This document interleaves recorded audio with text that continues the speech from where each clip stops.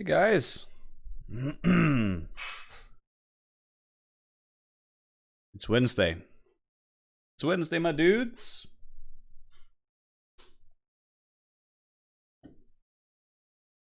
Just make sure we got our gear running here.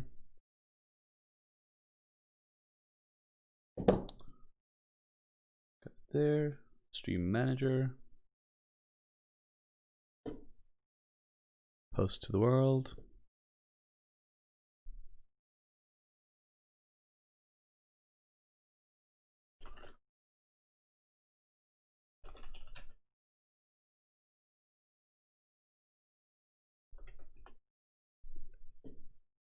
All right. Let's fire up our arena here.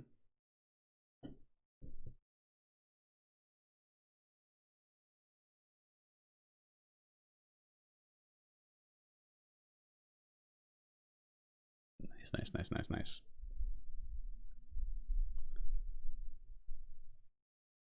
How's everybody? Doing good?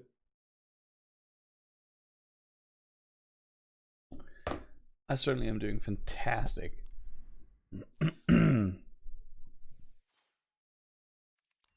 Oh yeah, that's right. Last we left off, we had to shut down our stream because magic went down. We made this relatively cool Boros aggro deck that has a top end of some kinetic augurs and stuff like that. We did get to play one game against Jamie Tobbles, actually, before we were both kicked out. But we are up 1-0. So starting the day on a positive note, I guess. It's pretty good. Let's get right on to it. Crush some skulls and take some names. This looks like a very fine hand indeed.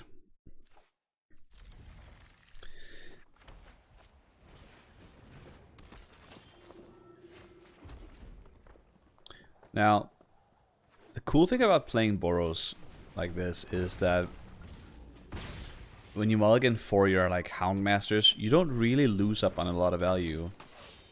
Because oftentimes you'll have an Ignis Cur or a Watchdog that you can put on the bottom of your deck, knowing that you will just draw them with the Houndmasters. See, now I actually have too many cards. It's kind of stupid, actually. That was probably a little bit silly. I'm probably not gonna want to play this Watchdog. But I guess in this case it's good to take creatures out of my deck so I can draw my third land. I guess it all sort of makes sense. We already have feet up, solidarity. Pretty good. But at least we can sure strike it. That's also about the only thing we can do. Tough. Or we can play another threat and take another 5. Thank you, Angelina. I think we'll play another threat at this point. We're not gonna be blocking with the Houndmaster, so we might as well swing in for it.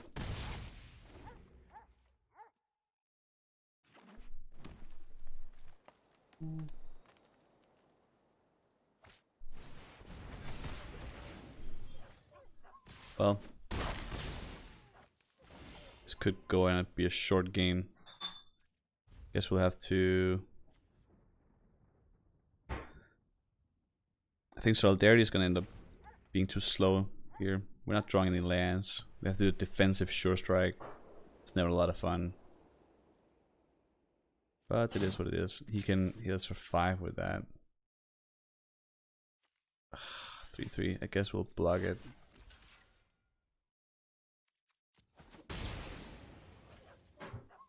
Sure, probably use that feat here.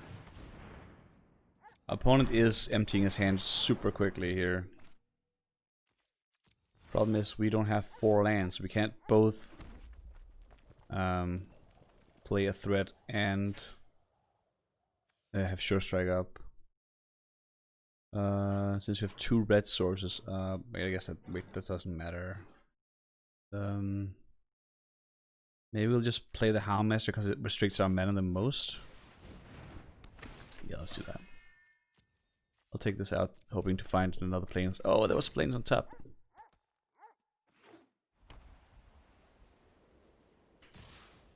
Well, no real decisions there. So I have to draw planes. Well, that's a little too late now. We don't have any lifelink, do we? We can produce 2 blockers, I guess. That's not very interesting though. But maybe that's what we gotta do. Double jump blocking. Oh, the wonder.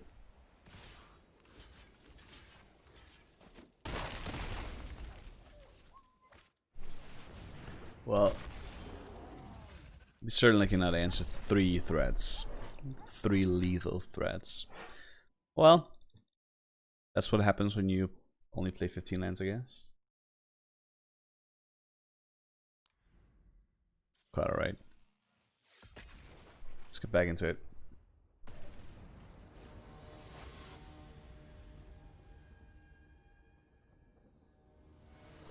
Mad Head in hand. I guess we'll try to keep that. It's sort of a one-trick hand. We are playing so few lands, so I feel like our chance of drawing action is gonna be pretty much higher here. And of course the first thing we draw is another land.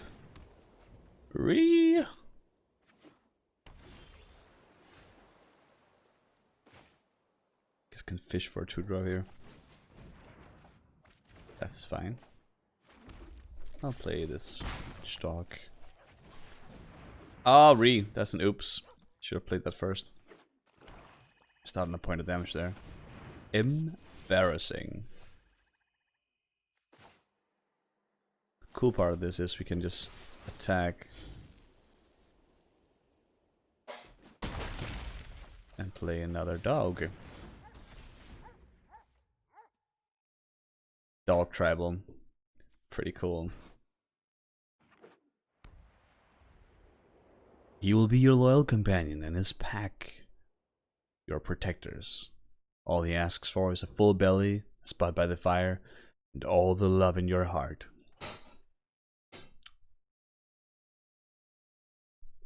So just the usual. Okay. That's too many lands for my taste. What we could really use now is an Alpine Houndmaster. That would be the actual ace.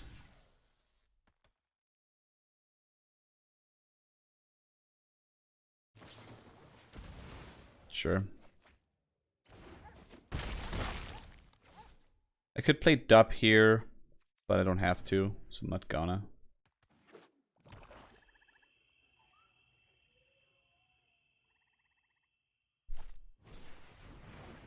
That's not a very good card right now. That's a good card though. 2 mana, 2 of lethal, I guess.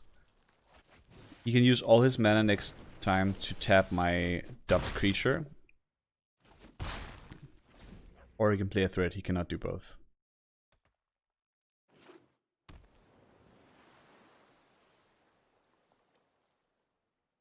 Unless he has a 1 mana thing. Yeah.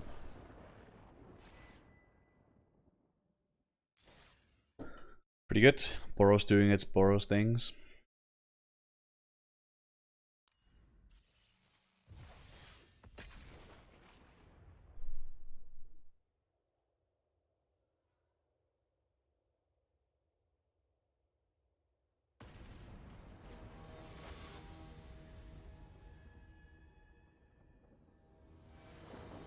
Simorgles. I go first with this hand, huh? No. No, I do not. Oh! bad. I'm gonna keep this and just draw the planes. That's what we're gonna do, guys. We're just gonna draw the planes here. Come on. Planes. Planes. That's not a planes! That also is not a planes!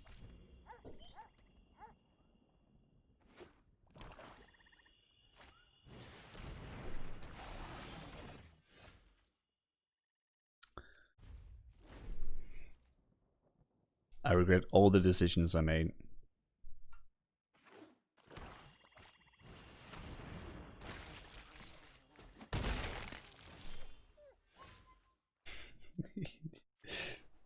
So tilty.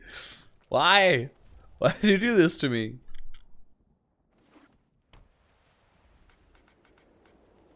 Wizard's hand smoother, working only for our opponent. Breathe.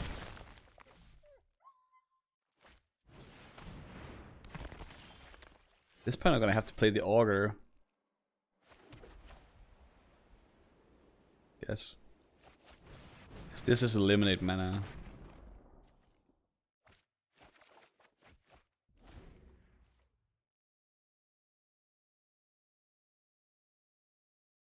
You can drain me for 4 every time. That's actually terrible. Or you can just kill that. God, we're so far behind right now. Lifelink.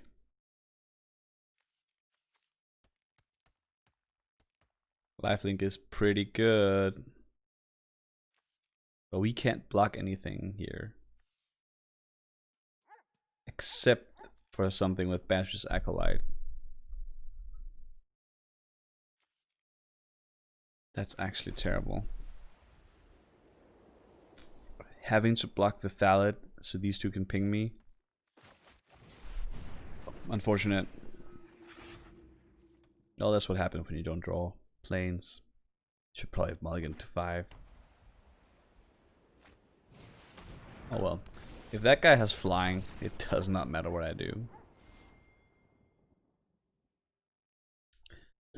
Back and forth, back and forth, back and forth. We may have been a little free with our mana base here. But I feel like 15 lands in a deck like this is kind of right. Especially if you have 3 augurs. And we do. I'm gonna keep this hand for sure. Since we can shape our hand with the augurs.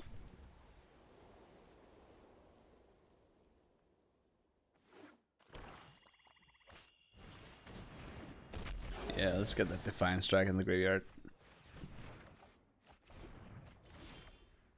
All these lands that we can discard. Wonderful.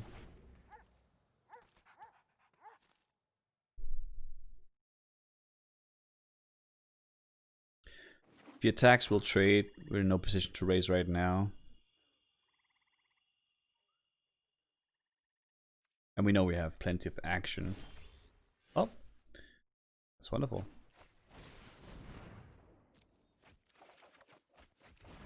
That's a Houndmaster. Pretty good.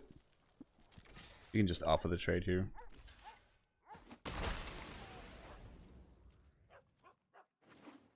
Don't want that to become too big and difficult to deal with. Turret Ogre. You have power 2 going on here. So many augurs. Do we want to play the Houndmaster and just draw dogs here? Maybe.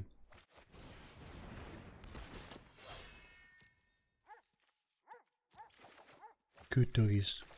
Good doggies. Could double block that. Don't think we want to. We raise fine with this one.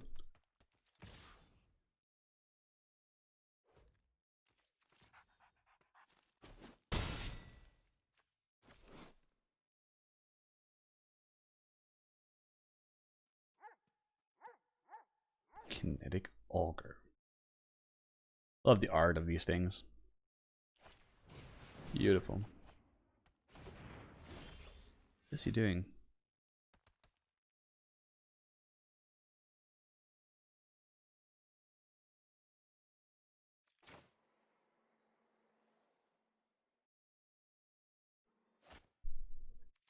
Maybe we start attacking.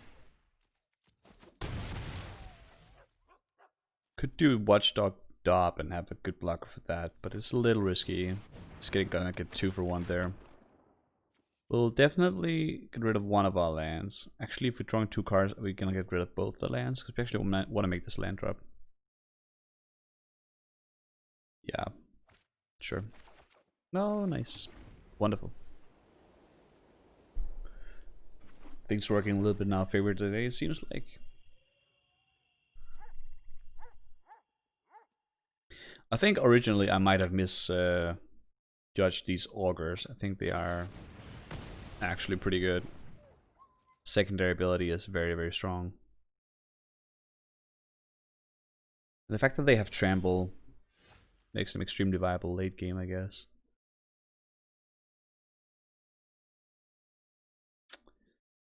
Do I play Dub here? Maybe I just attack and see what he does. If he wants to block me, that's fine. He does not.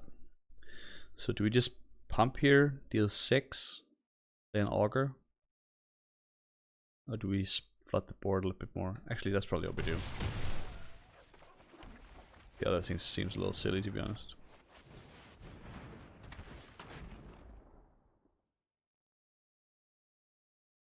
I don't actually want to discard any of those.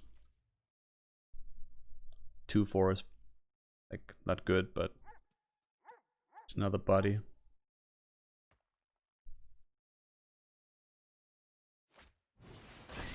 Oh god!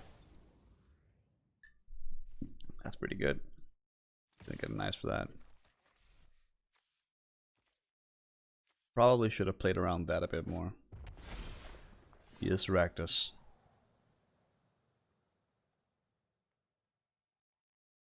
Well, we can X and basket with this. Because we do have the feet up.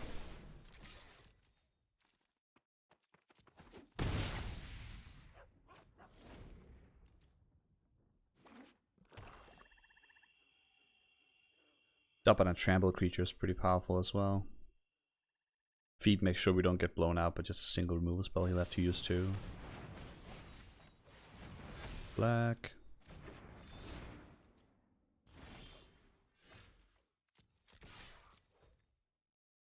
Could sure strike for the win here. Actually, what happens if we do that? I mean, we're just gonna take this, of course.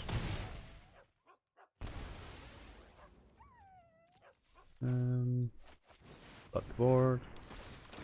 We do not want to do that. Alright then. It beats.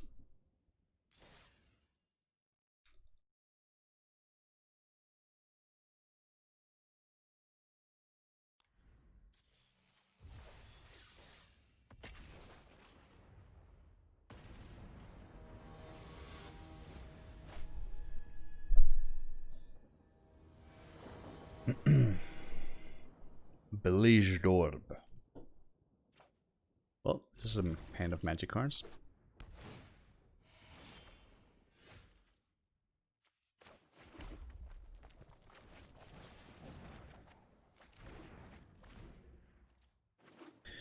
Oh, mostly always just use Crash to turn 1, since the real thing we're trying to do is get Kinetic Augur in our yard.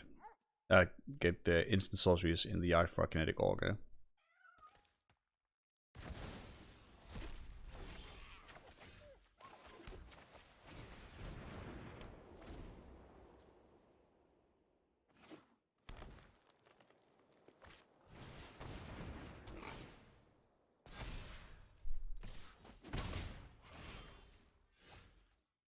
Just know about that. So we're gonna attack. It's gonna probably block. Because not blocking doesn't make a lot of sense.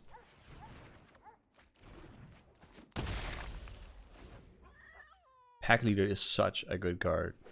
It is such a good card.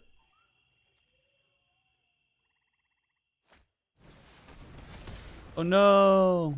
He knew it was a good card too, I guess.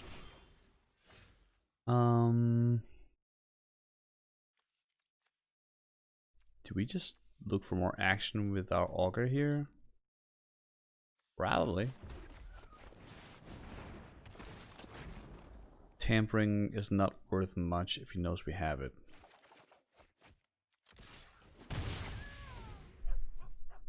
He's gonna have very few actual targets, and as for getting through unblocked, we can do that with the auger too. Okay, so you choose to attack. That makes things simpler. We can search for a... Do we have any watchdogs left? Yeah, we do. We have one. Let's start by attacking here.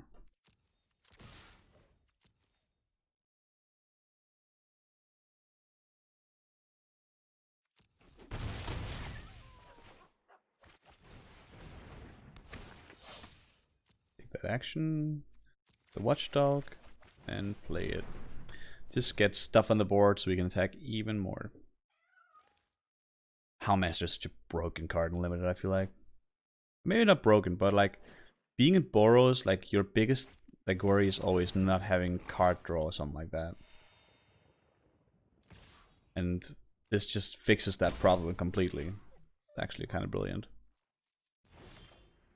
Oh, it's another one. Well, into the fray.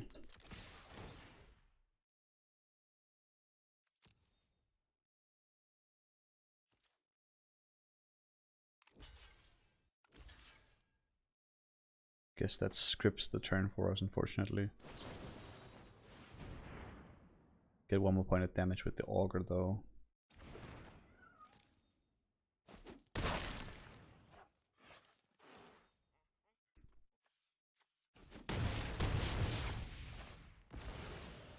And we'll just look for another dog.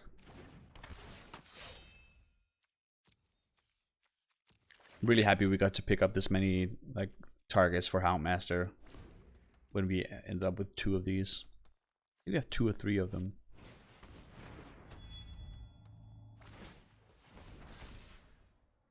Right.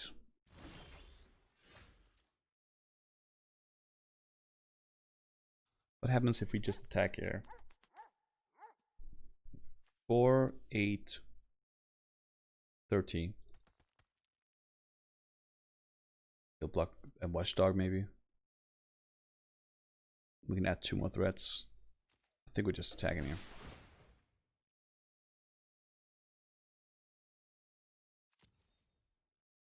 Could have played Crash through first. Don't think it's gonna matter.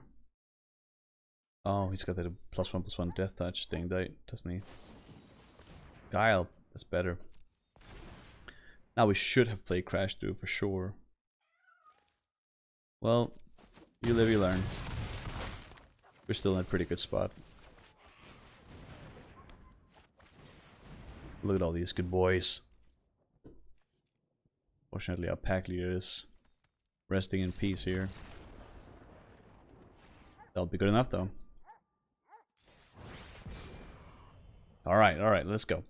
Let's go. Platinum. Platinum tier 2. Let's go get the diamond rank.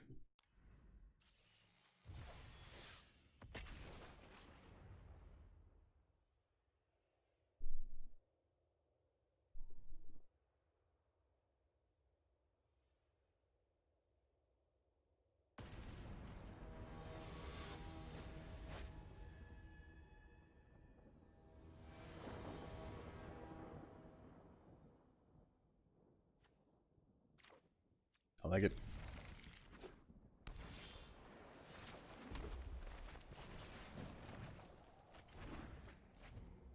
It's sort of a no-brain crash through because we just want to like have our kinetic augers be bigger.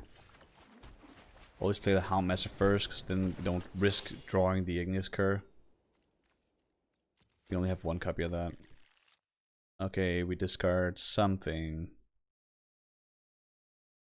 I guess we discard. I guess we could discard a watchdog. I always forget that. Then we're on the draw.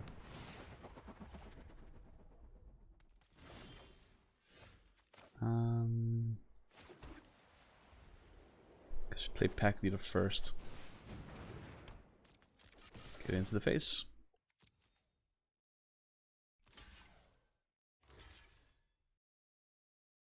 Oh, wait. I forgot this isn't a dog himself. That's fine, though. Sort of did its job. Very nice. Don't catch Spirit. No. Actually, Capture Sphere would probably be one of the better things to happen to it. We have feet up, so we can just attack here. Question is if I want to keep feet up for next turn. Definitely playing the Watchdog. I guess maybe we're keeping feet. No, we're not. We can't play around that. Do you have Rewind here? Revelation? Rain Revelation, maybe? Or it's just the good old Caption Sphere. Capture Sphere, sorry. Yep, well, I would... This is probably, like, a very fine target, because this... It is definitely a threat to him, but what it really does is, like, lock down our mana. So I'm pretty fine with him choosing that. Now let's see. A Kinetic Augur can definitely do some damage here. It's 2 right now. Maybe we just flood the board dogs. Should probably play the Pac-Master first here, actually. Come to think of it. It's my mistake. Mono blue so far. I feel like as our opponents seem to be stumbling a bit, we're just gonna try to overrun him. I know I can discard planes with Augur, but I think it's worth having access to more mana, because if we draw one more land, we can empty our hand. Our opponent does seem to be under a little bit of pressure here. Hackney does a good card, man. Tome Anima.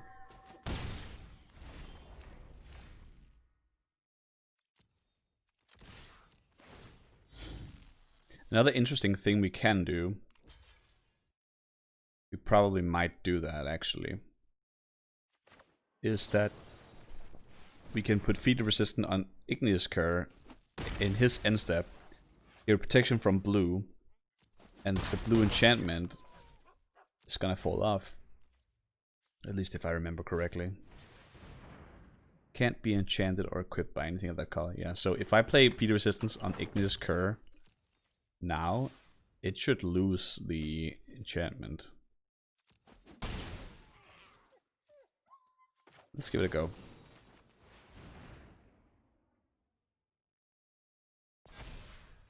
Blue. Hey! It worked! And into the fray. Another? Well.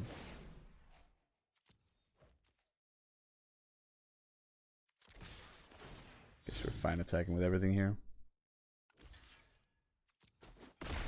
Attack leader gains sort of pseudo immunity to the damage here, which is pretty good. I'll discard the other Augur here.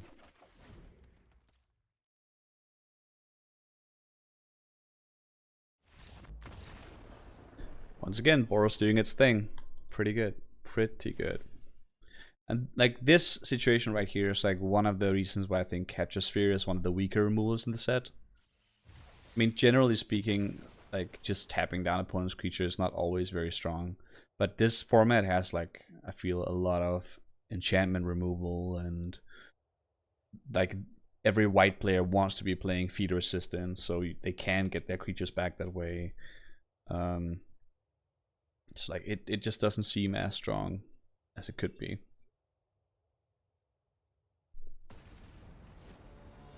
Like Capture Sphere is definitely very good in like other sets. Was very nice in guilds. Yeah,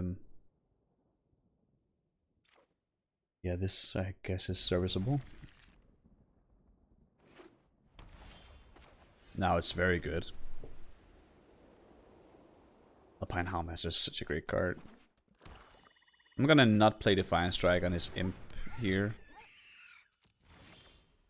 Oh, where there's one, there's two. Now, 1, 2, 3, 4, 5, 6. I have to remember that if I take out 2 of these, then I have to discard something.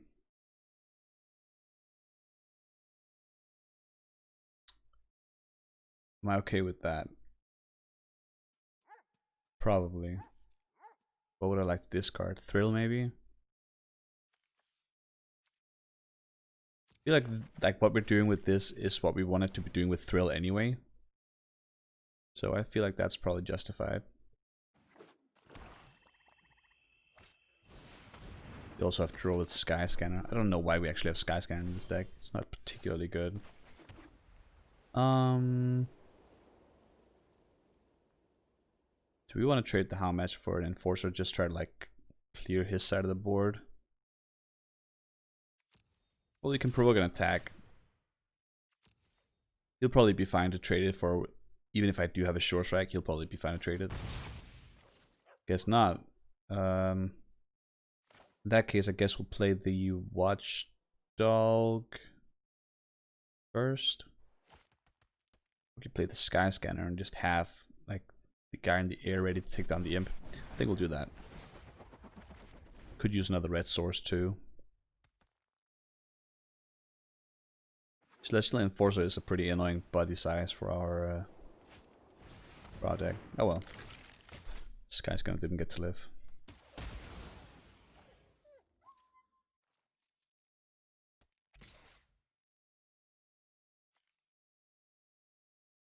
It's a little ugly guy. Right, definitely playing a land.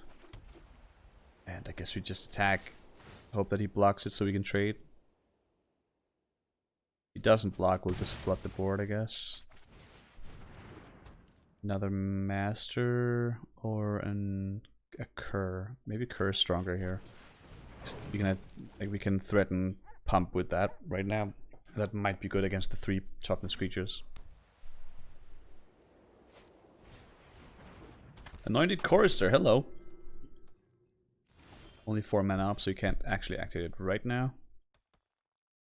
I think we want to be attacking before doing any sort of thing here.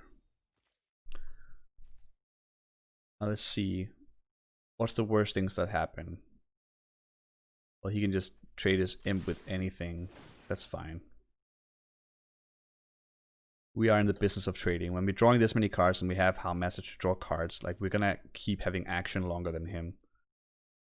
Our biggest concern is our opponent playing something like really big.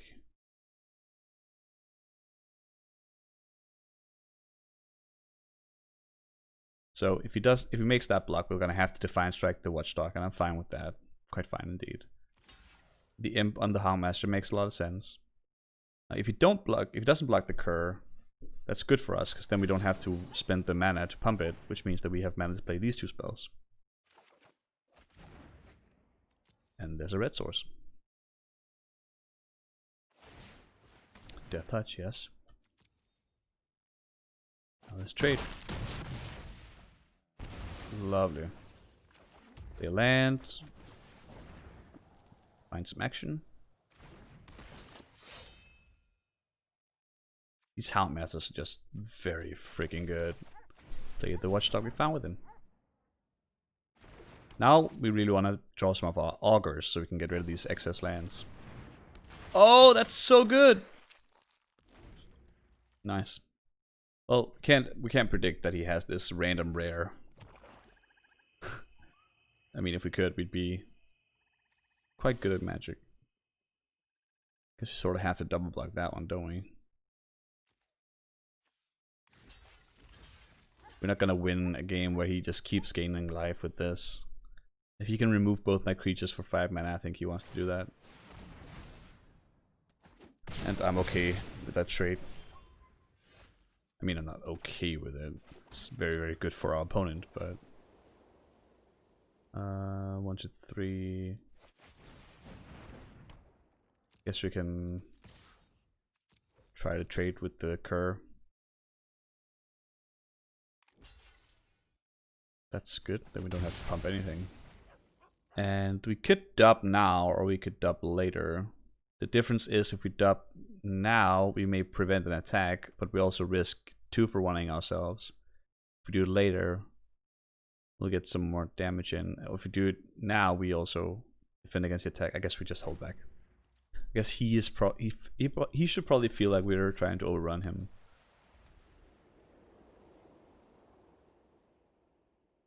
It's tricky. I'm not really scared of getting raised against. I don't want the last card to be like a... Oh, that's pretty good. I guess we just have to dub this and see what happens. We can attack here. Because if he double blocks with the Imp and the Skeleton Archer, we just kill the Imp first. Now, if our Watchdog gets killed, we obviously are in trouble. I'm gonna not play any more lands because I want to draw the Augurs. I have 3 of them in our deck. Yeah, well, this is like the one card that they were most likely to have, also the one card we hope they didn't have. Though we're still pretty okay, as long as we draw one of our Augurs pretty soon. By pretty soon I mean... well, at this point, next round, I guess. I'm probably just gonna discard this to an Augur when I draw it. It's pretty crazy we haven't drawn one yet, though.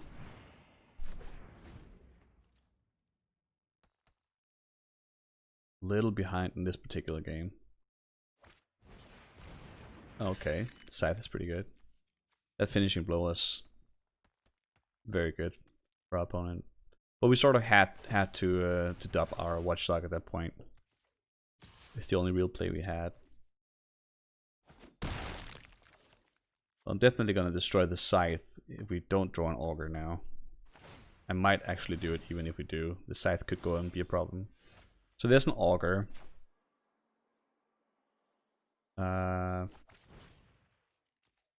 Destroy the Scythe.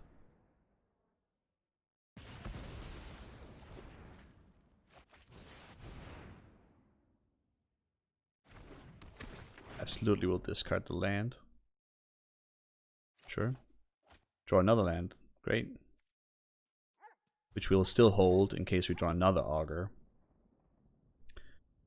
Battlements is a little annoying now because it makes a Skeleton Archer able to trade with the Augur. We don't have many choices right now though. Oh, that's a very good card to draw late game. Okay. This is a pretty decent card too. But counters, I'm not quite sure how we deal with that. What do we have in our deck? Not a lot, I think. So the question here is, do we attack with the Augur and hope that he blocks with the Imp? So he can't start putting things on the Imp here? He could just take the damage.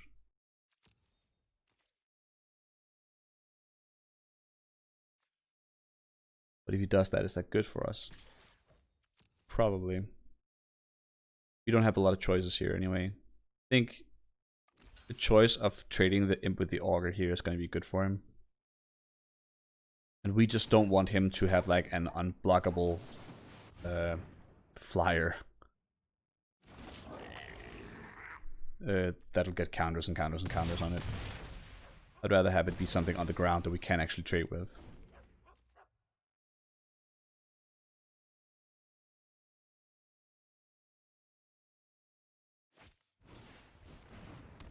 Fortunately, that's not super relevant right now.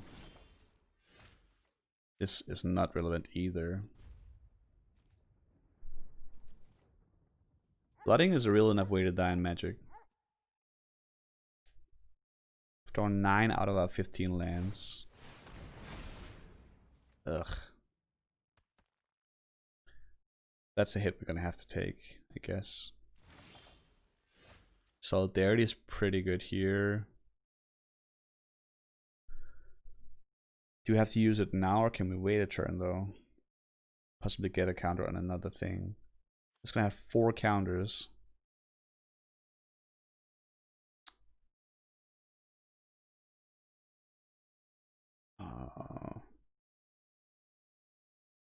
Guess if we do it now, we can attack with the Watchdog, hope for a trade. Maybe that's good enough. We basically would like to trade with any of the things he's got going on right now.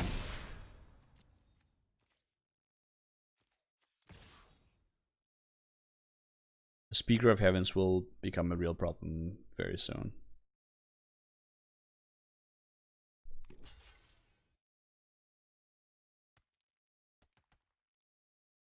Oh, he can instant speed do that.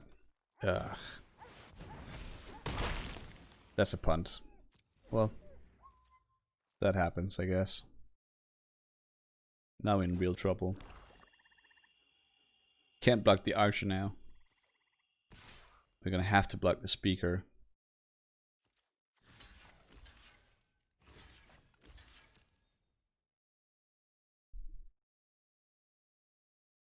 I think Augur is like one of the only things that can get us back here.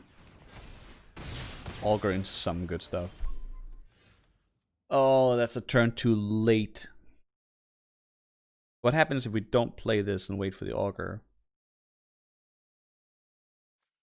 Exit 5. We just probably die, right? No, we're one off being dead. Because this gives +1/+1. Wait, that is 8. So 5 + 2, that's 7. Don't exactly have enough money or mana to do that though. I guess we'll play the land here. See if we can't make our opponent draw just lands for now.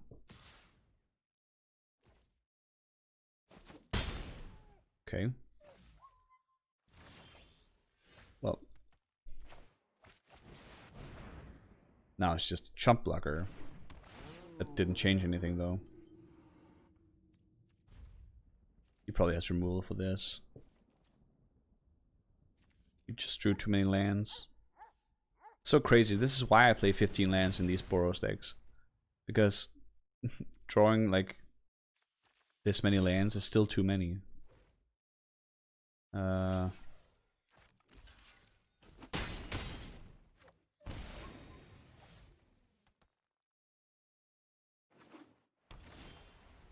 I was about to say even Augur is going to be tight here, but it might be one of the ways we can get back. Do you have any Houndmasters left? No, but these are both good cards. But I can't block two things with them. Ah!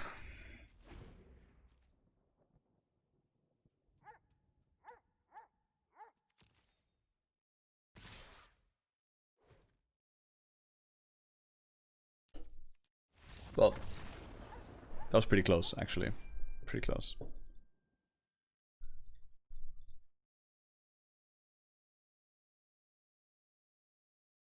Skyscanner did nothing for us there. Wait, did we finish? Yeah, we did finish. Okay.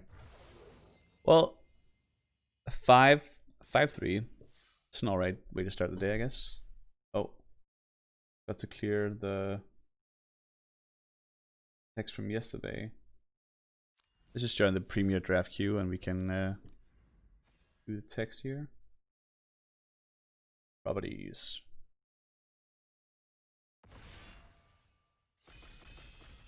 Oh, that's wrong. We're ready.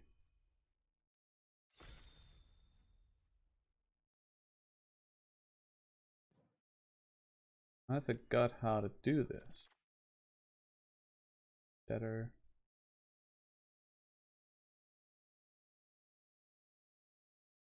Oh, it's because I'm the wrong thing. Oh. Guess we can try to make a Gadrag work. Sort of screams Gruul, and I really would like the Hunter's Edge in this case. Like Gadrag has the potential to be very good. I don't think it is as broken as it looks. A 5/4 for 3 flying creature. But because in red decks usually we get to control how the fights work, usually. We could gain some value from it. Dire Fleet Warmonger is probably one of the good ones here. Let's say, let's go change this. Boros aggro. That was actually just what that was. 5-3. Done. On second thought, like, while Fleet Warmonger is gonna be pretty good because we can start sacking things to Gadrak and make sure that he can attack and stuff like that, Furious Rise might be a much better card here. That makes Gadrak actually do something even when he's, like, quote unquote not doing anything.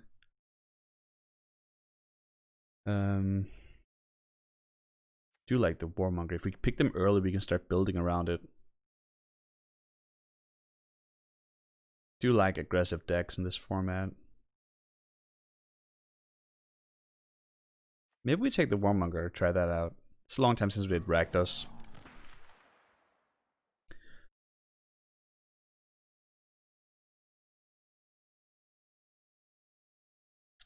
Well, Witch's Cauldron certainly goes with Gadrak. So does Village Rites. Shock is just a great spell. It's in our color, and that way we cut red for good. A good option. Like, I like Dreadmaw if we want to go, if you wanted to go Gruul instead. I still like Feed Resistance, but we already shipped one of those. Yeah, it looks like we're shipping the white cards, so we're not going to be able to pick up white cards in pack 2, so we're probably not going to end up white. But I think we might end up red. Okay, these are very good cards. Like, I like another Direfleet Warmonger. If we want to go like really aggressive, we can try to do that and pick up any of the overtake spell. I forget what they're called. Gormand is like a really good spell too. But less aggressive, obviously.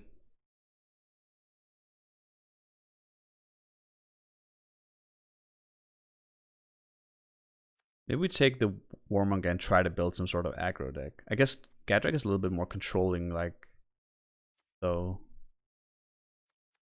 Gormand does work pretty well for us.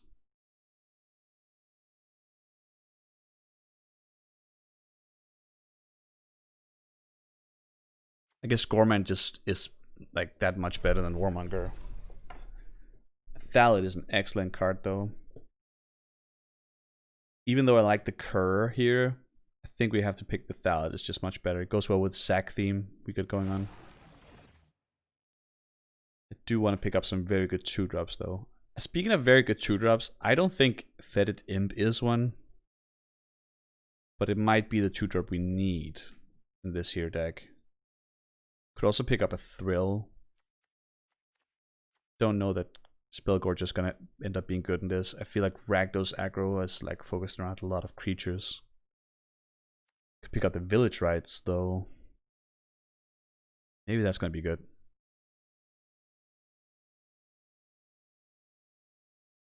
I don't like this Imp. Maybe the Imp is good enough though. Maybe.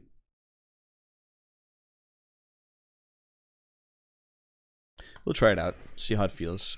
I never played with it. I just think on the surface it looks terrible. I mean, not terrible. It just doesn't look good. We'll take the only card we can possibly play, I guess. Maybe we could splash for Read the Tides. Do like Read the Tides a lot. Could also take Windshield Crag in case we get like Houndmaster or something like that. Make it a much more aggressive deck. That way we could... I don't like this Steward. I guess we'll take it anyway. Well, these cards are all not super good.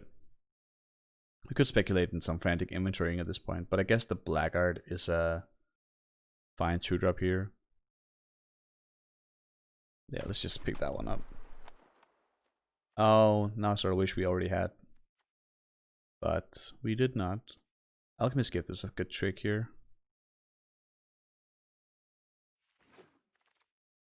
Let's try to solidify ourselves here. Take the Destructive Tampering over the Burn Bright. I'll take the Lifeland. Definitely take the Sword. Cut a good land.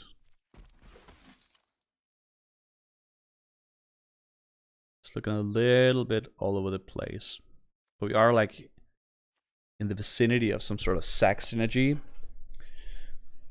So it's not all bad.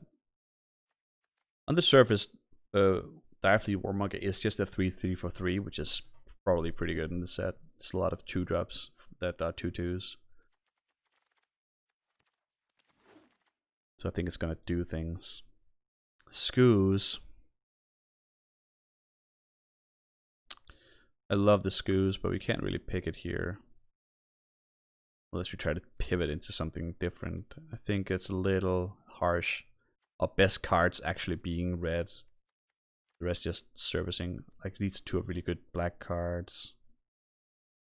Grasp of Darkness is a premium removal spell. Absolutely gonna take that if we take a black card. We probably are. It's too bad with the Skoos. Skoos is super good. But I don't think I can play green 2-drops here. Gonna have to try to make our mana thing mana base resistant. I also like the Rise again, but I'm not gonna take it over Grasp of Darkness. Because if whatever's gonna kill us in this deck, it's gonna be aggression. Ugh, these cards are all bad. I mean, the cards are good, but they're bad for us. It's a very, very boring thrill, I guess. Don't want another imp. Think the imps are bad.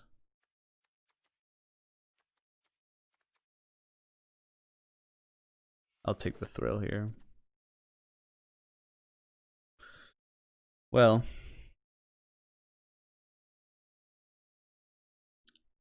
I want all these cards. Grasp is much better than Turn to Slack. Gloomsower could be good in the type of sack deck we're trying to make, where we want to recur things anyway. But we can't pass the Grasp here. Peer into the Abyss does not work in our deck. It only works in one deck, and that's the Teferi Tutelage deck. Havoc Jester is a really good 5/5. And it's gonna be our pick here. Just want to see what we can table. We don't want the Gorgia to table. We do want the Ogre to table. That'd be cool. I'd be happy with that. Take the Havoc Jester, stay on the sacrifice theme. See if we can abuse it just a little more. Like, sacrificing Stewards are pretty good, but Skeleton Archer, I think it's actually an excellent card. Goes very well with Alchemist Gift too. Yeah, and we do need creatures in this deck.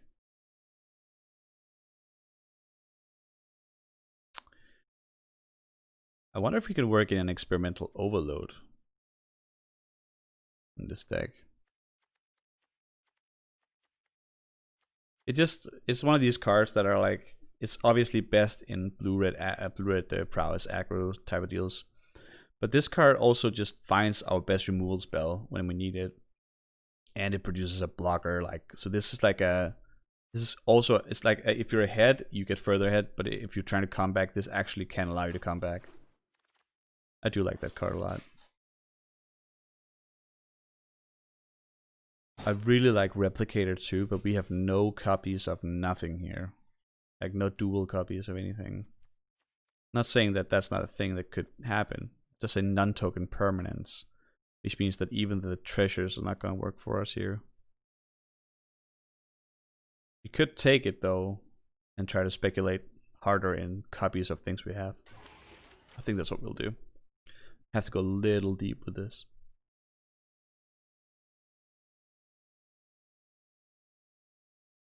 It's not the land we wanted to see. I think Duress is actually fine if we're trying to do Experimental Overload things.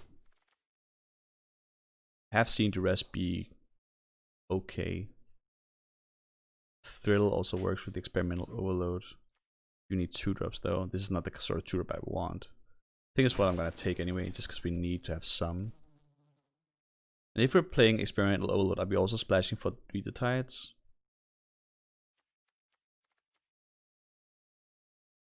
We're playing the Meteorite maybe?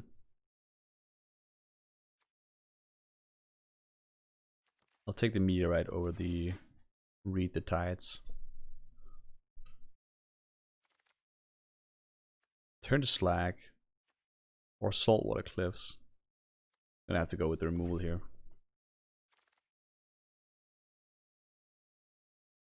Well, we're certainly more of a weird deck now than we were just a few picks ago.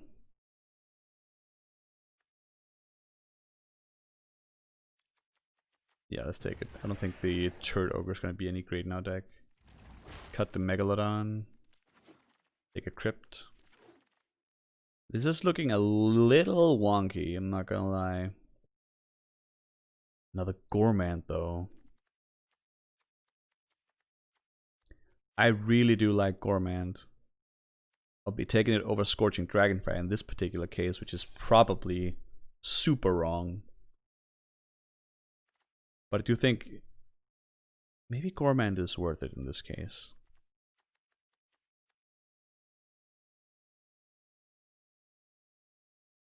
I don't have any particular ramp or anything, but maybe a 6-drop. Could discard it. We need some Rise Against. I think we're gonna take the Gourmand here. It's a little... That's probably wrong. But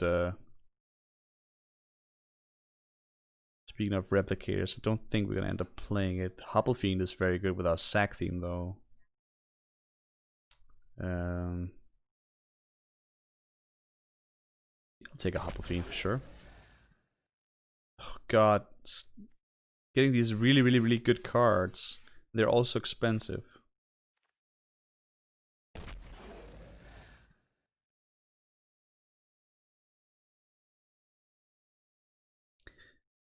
So, Chrome Replicator says non-token permanent. That means short swords too, I guess. Don't know that I can take second short sword over like any 2-drop in this case. Don't know that it's going to be good in our deck. Well, I don't think it's going to be good in our deck for sure. Land doesn't matter for us. I think this boring 2-drop zombie is going to be it here. Well,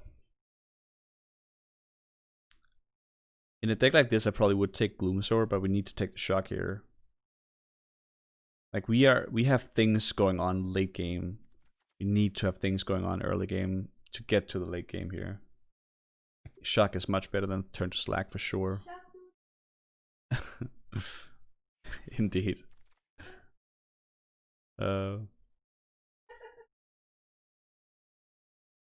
See the truth is not... I don't think it's even playable in our deck. I don't think any of these cards are gonna matter. If any of them is gonna matter, it's gonna be Infernal Scarring though. Putting that on a thing like Gourmand. That's pretty cool. Yeah, maybe. Another Blackguard, or I could take the land to make everything run smoother. With 2 Grasp of Darkness, that might actually be worth it, but Blackguard is just a much better 2-drop than anything we got here. Oh, I think I have to take the land. I'm damaged by being mana screwed so much in Magic. I'm pretty glad to pick up this Cur though. Pretty glad. This is a thing that we can sacrifice and gain some value out of, but I don't know how interesting it is to sacrifice 5-drop. It might be just what this like deck needs. I'm not gonna play the replicator in this. More replicators, huh? They really want us to go there, but I don't think we can. Maybe Wizardry is gonna be good in this deck. More things to sacrifice, I guess. So many replicators going by. And a 3rd Walking Corpse, which means that we could probably have played those replicators. Ah! I hate how this draft turns out sometimes. Probably should have seen that coming too, though.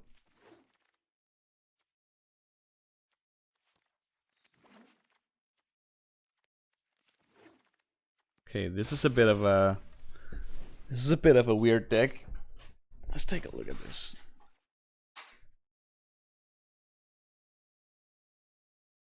Meteorite, no. Stewart, no. Probably not Duress. Maybe Duress. Oops. That's definitely not happening. Of our 2-drops, Scarring is probably not gonna be amazing.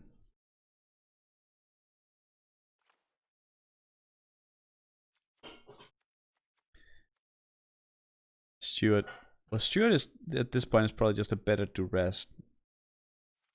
So I take the Steward over the duress, I guess.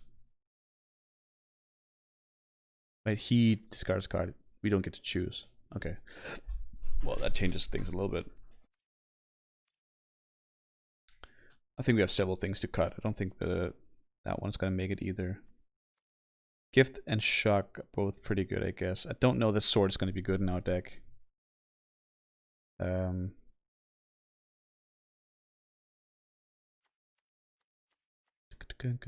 Tampering's probably not gonna be what we want in this deck either. Thrill. Maybe not even Thrill. Maybe we have to play Thrill though.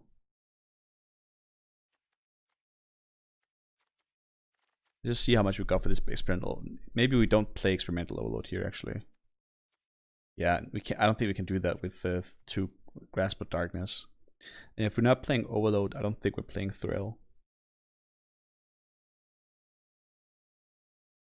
We have no other ways to like draw cards though. Blackguard is a mana sink. Scatter produces mana. Curse a mana sink. Current Blackguard is gonna be great. The imp is gonna be bad, I think. I think it's gonna be worse than the Walking Corpses. Unfortunately. With 3 Walking Corpses, like part of me wants to play this Replicator.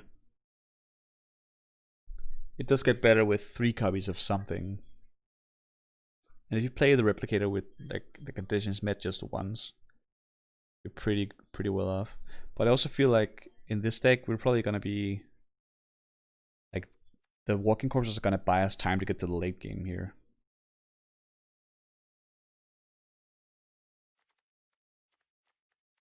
I think we keep the Wizardry for several reasons. One of those being we like to have more tokens to sacrifice if we have to. Maybe the Pitchburn Devils is not gonna make it here.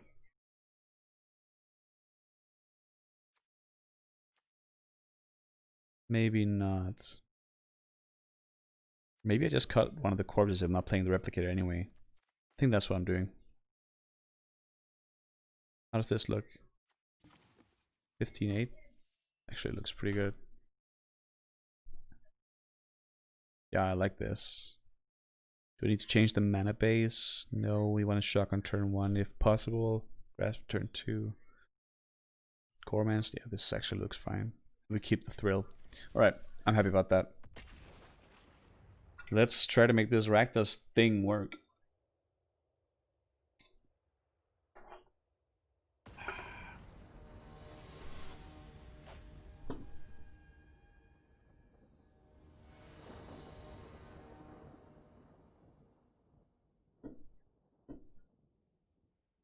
Okay. This is well, opponent mulliganed. I think we'll keep the shock then.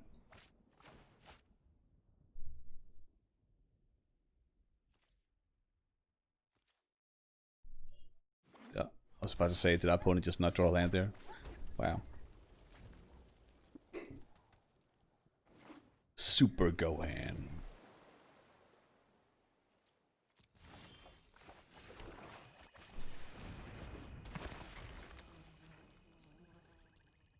This is pretty good. Siege Striker.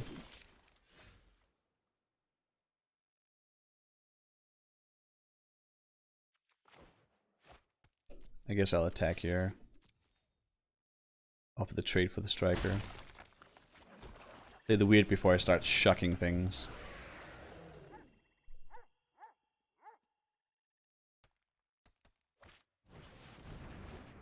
I'm fine with that.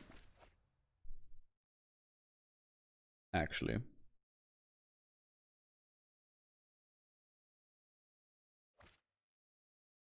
We're also very much, as long as we're playing Gormans, we're very much in the business of like wanting to trade with our opponent's things. Because every time we do, like, we leave their board empty, forcing the target that they have to discard. Shock the striker. And I guess keep gift up in case of emergency. Blue land. Oh, look at those beautiful lands too. This is War the Sparks. 20. Well, Stormwing Entity certainly is a magic card. Fortunately, we can attack through it right now with Alchemist Gift up.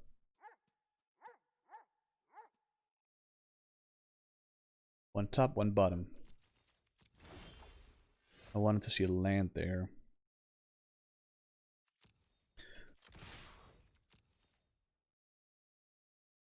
That's 5 right now. 6, 7, 8, potentially. I don't think that's a thing we're gonna be wanting to do, is it? No. We're gonna keep the spells. Play the zombie.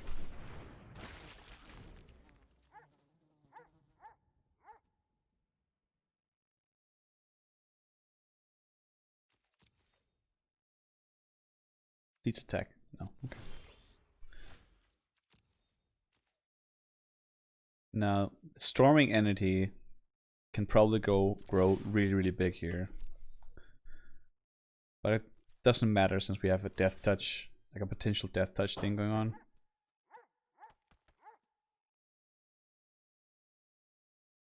Where do we want to point that though? Because we could give this lifelink instead. And shock him for 2. That puts him to 1. Makes any activation from Havoc just lethal.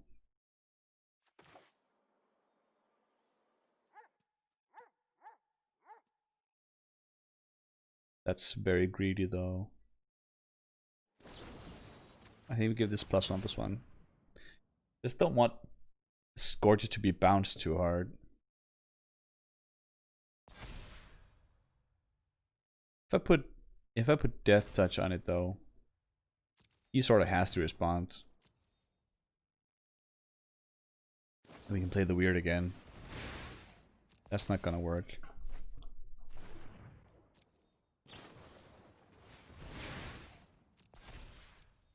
Okay. In that case, we shock his face. That was a very good turn for us. Now we have 3 lethal threats on board.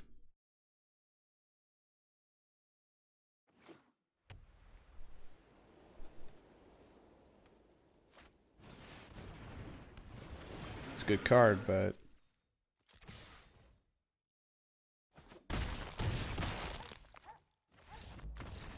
good beats.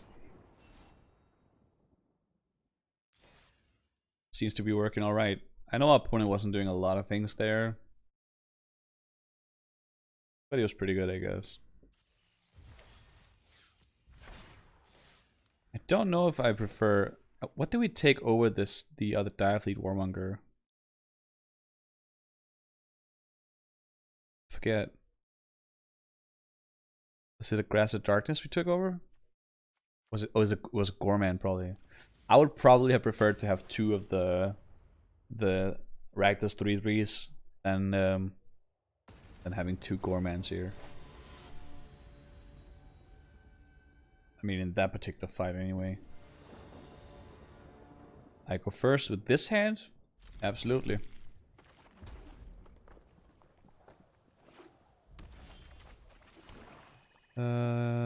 We'll do Hopple Fiend since we plan to attack for 2 and cast Gorger. Now you don't plan to attack for 2, but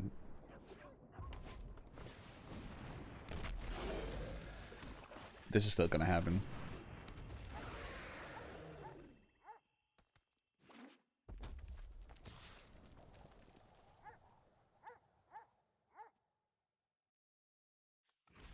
I'll take that trade. We have no way to pump it right now. We do have a way to pump Kerr next turn. And against something that is this red, I feel like we want to make it to the late game, if anything.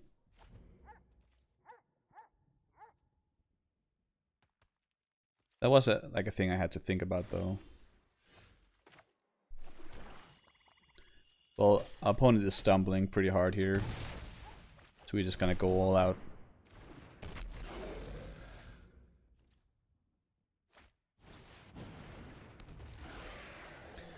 I would have loved that to be a land. Sack that. Get our engine on.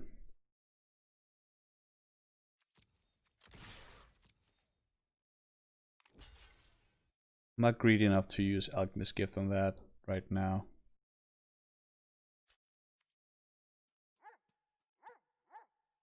Though it would survive. We can lifelink, which means this guy's probably never gonna get back at us. I still think it's a bit of a waste of a card. Alchemist Gift for a Cur. At this point, when we have another thing to pump, I think it's a little greedy. This might allow us to save like a Jester from a turn slack. Well, not a turn slack this turn for sure, but...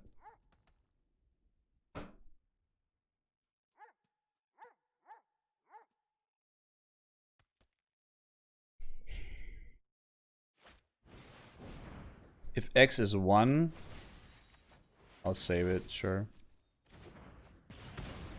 This is a bad card.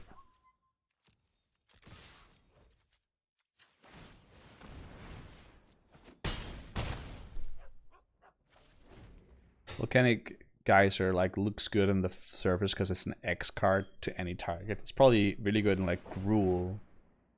Oh no, is he gonna shrug it after too? Well, that leaves him at lethal if we draw a land, so...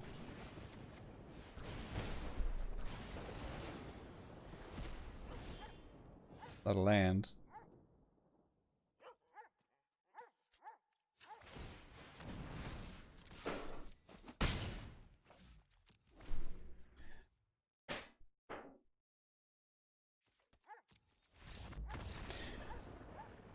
A little ballsy with the shock there, I know.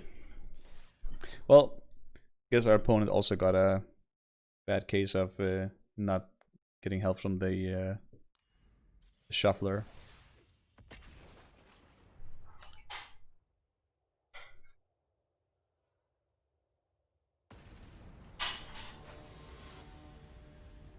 We definitely want our opponents to play Magic. We don't want them to play too much Magic though. That right there was not quite enough Magic though. Our opponent goes first and we have nothing to do the first 4 turns. Except for dropping lands. Guess we'll gamble it.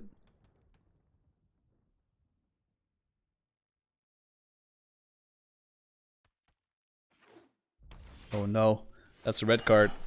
Gamble failed.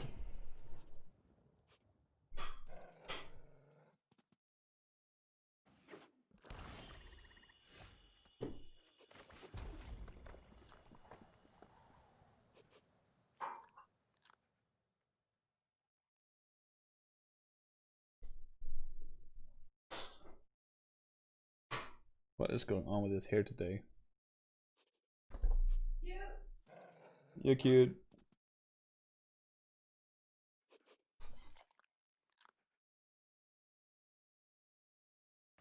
It's certainly everywhere. Fortunately, his rag does, not Boros. We should be able to handle Rakdos here.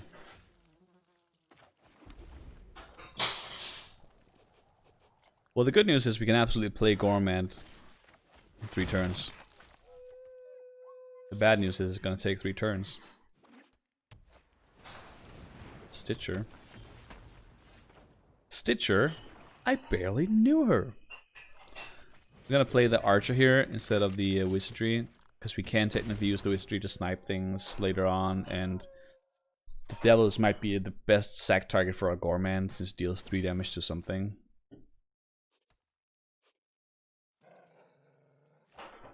Okay, that's land, not a big creature. I'm pretty happy about that. That's green land.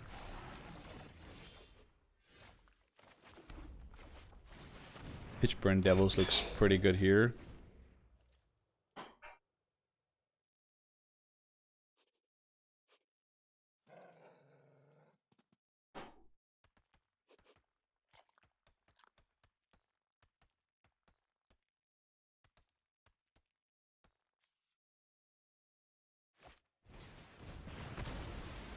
Oh, he gets exiled. We don't get a trigger. That's unfortunate.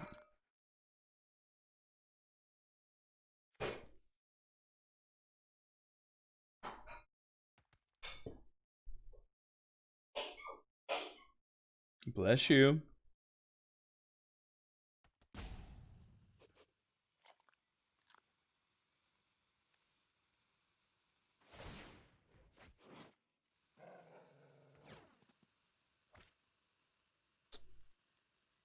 That is a Gloomsolar. Ugh. Guess our plan failed a little bit.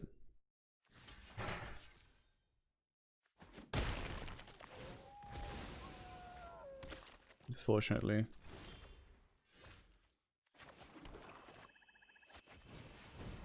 Now we need to clear this board. He's gonna clear the. He's gonna sacrifice a Stitcher himself. We're gonna need to get rid of the sapling and the zombie here, so that we can play our Gourmand. If he attacks with these, we're gonna be in pretty good shape, I guess. Okay, well, that is also a good card. Keeps looting. Pretty good card, that one.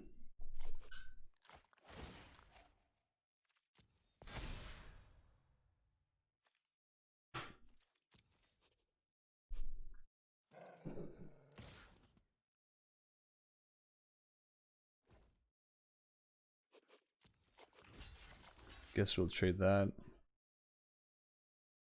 Maybe.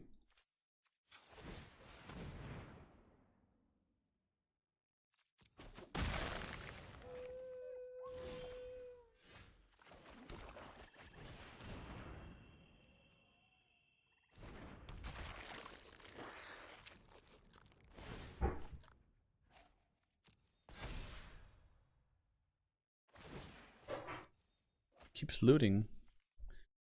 It's a lot of restraint. Hats off to the opponent. I need to get this Gourmand down, whether we can get rid of this sapling or not. We need to start attacking. And soon.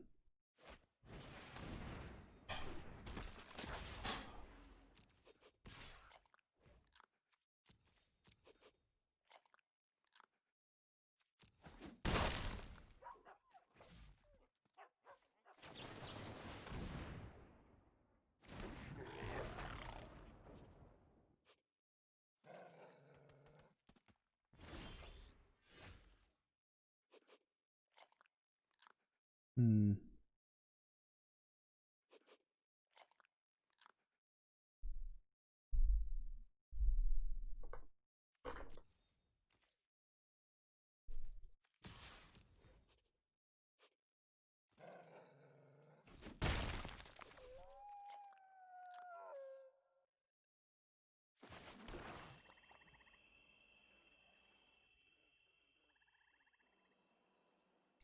So bad. Gotta do it though.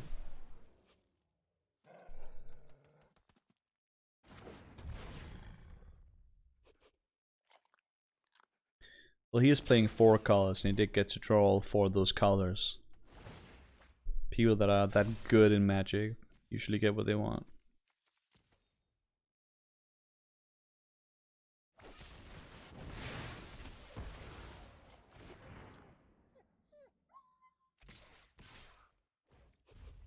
I'll go to 5.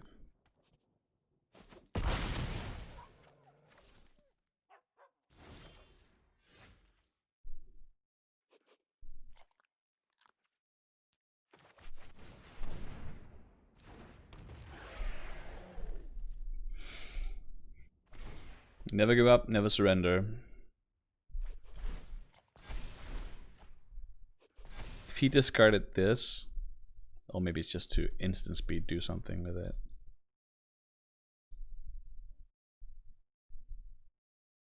Maybe.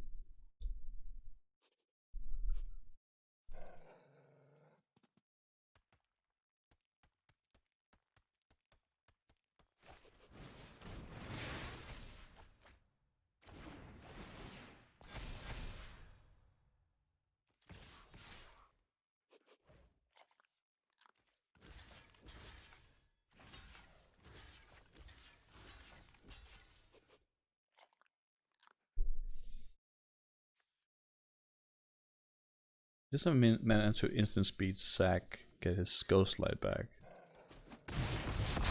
He did make an awesome deck, I'm not gonna lie. But the mana needed for this, man.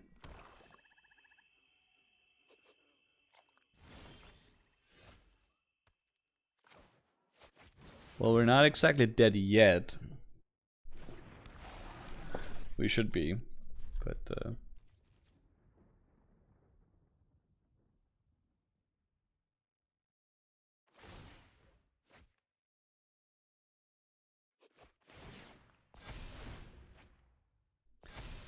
Coatl is certainly back here. It's the same guy that played the flying thing on that. No, it wasn't. Mixing games together here. Razha. I guess we'll take 3. No, we won't, because that's gonna be more than 3. Razha. Gets +X until end of turn with X number of lands you control. That's amazing.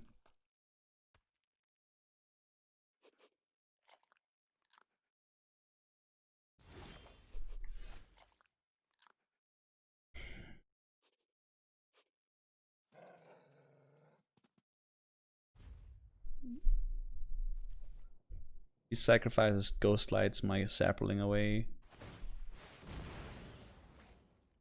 Gloom Sower is also bad. Well, nothing to do there. That was a lot of pressure. Hey, baby.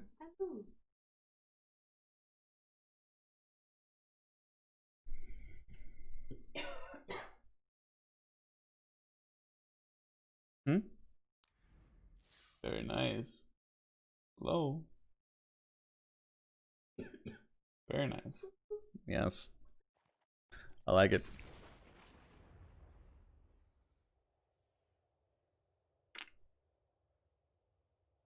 My girlfriend bought new leggings. If you know what I mean. I mean, that is what I mean.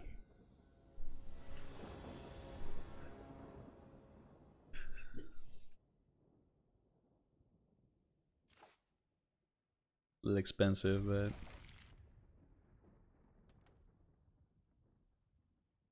came out there. Yeah, he did. Celestia. I barely knew her.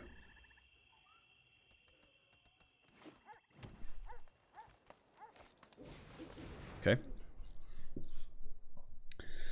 Toss a swarm to your streamer. Oh, magical plenty.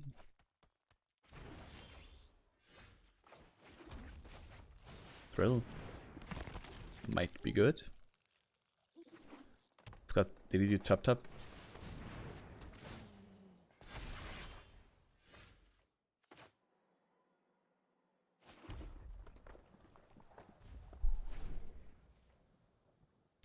We're gonna want to try to block that. Probably. Guess we're not.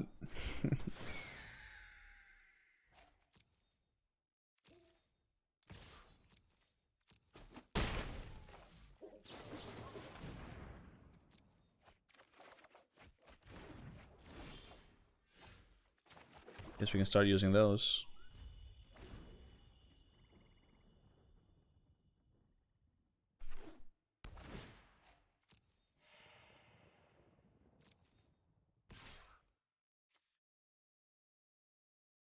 Pride Malkin.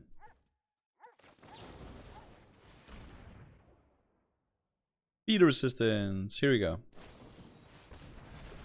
Okay. Titanic growth. That's fine. Could turn it to slag. Or we could remote a board a bit. Here's the thing. If we grasp darknesses now, he can still have feet. I guess we have to develop a board a bit here. Try to attack. And trade the Pride Malkin. But you can't attack through with it now. Why would you keep it? Take the trade. Oh. I see.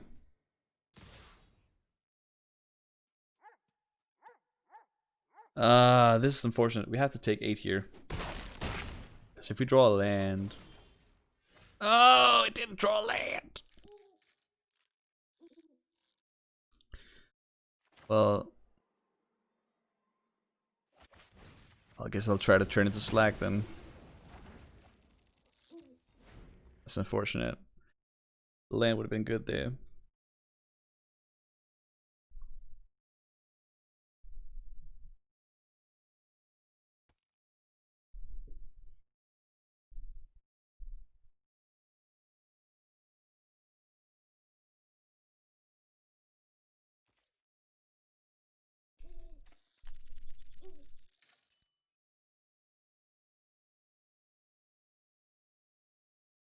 What you gonna do, G-Dari? G-Dari. Not a lot, I see. Guess we could offer the trade, actually.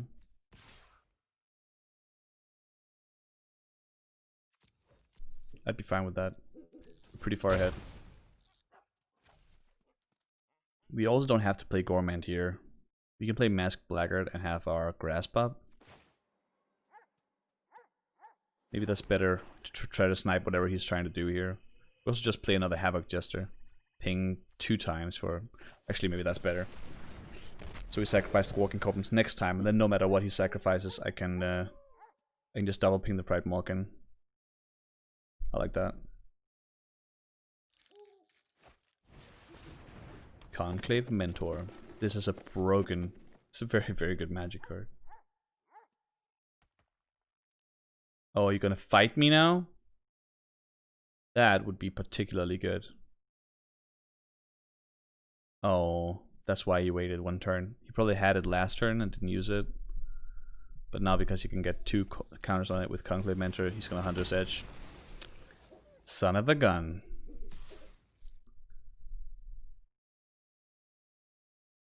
Okay, he just has lethal. God damn it. Nothing to do there. Oh, that's so good! We had that game. We freaking had that game. That sucks so bad. Well,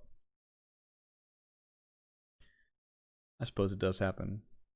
He was just waiting to put 2 counters on his horse with the Conclave Mentor. Conclave Mentor is so good. It is very, very good. Hello, Bradley Brave. Well, I certainly see red.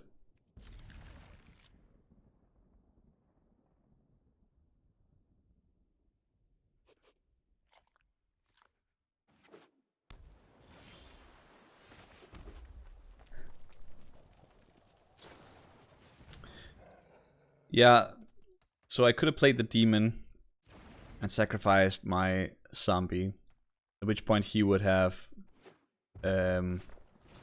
sacrificed his horse instead of his cat, and I wouldn't have been able to ping out the cat, unfortunately. That's what I was trying to do with playing the other demon.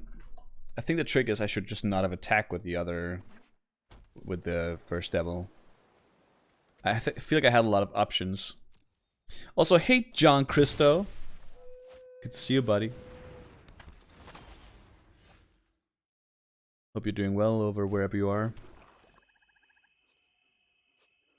Yeah, I don't want to trade this for...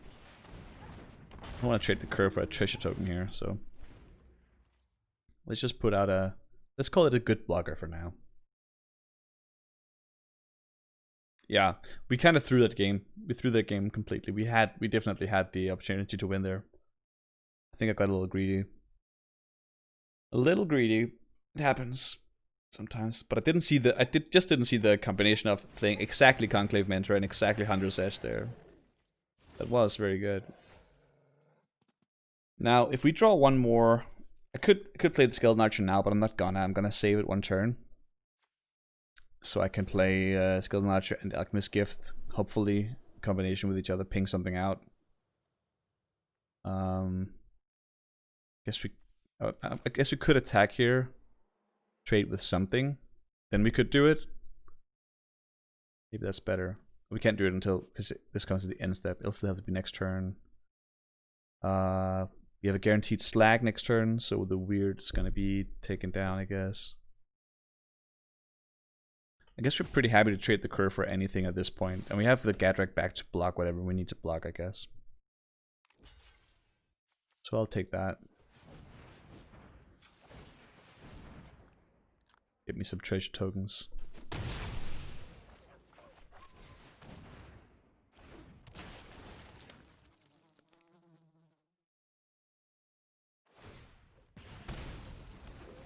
I really like the Magma. I think it's a great card. Tutelage. Hopefully, it's going to turn out to be the wrong card against our deck.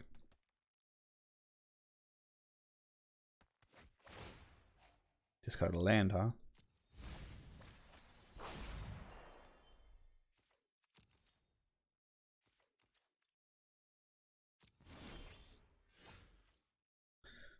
There's Gormand.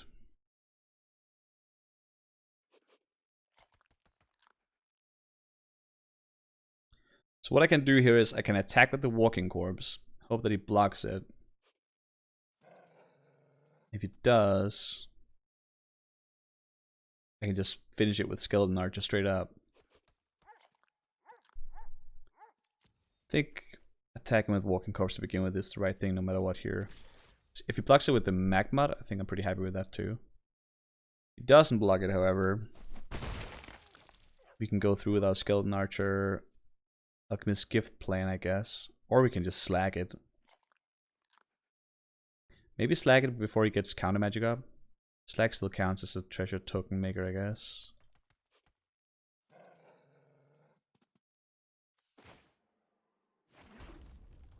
We want to try to empty his board so like he ends up sacrificing some sort of good creature. But if we play Gorman now, actually, we'll get 2 treasures. Oh, but we'll have to use 1 treasure to play him. I guess we'll slag for now.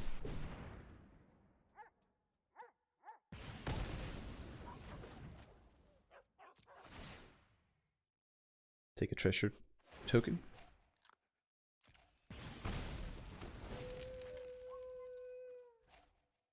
I don't think we should be too scared of getting milled here. That was one of our grasps, though.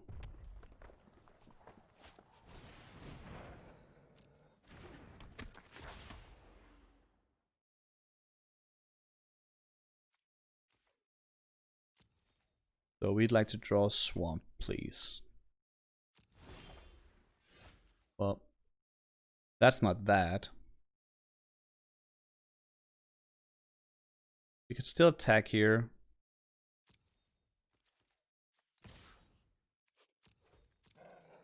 Now he can potentially do some pumping with his Heartfire Emulator and stuff like that.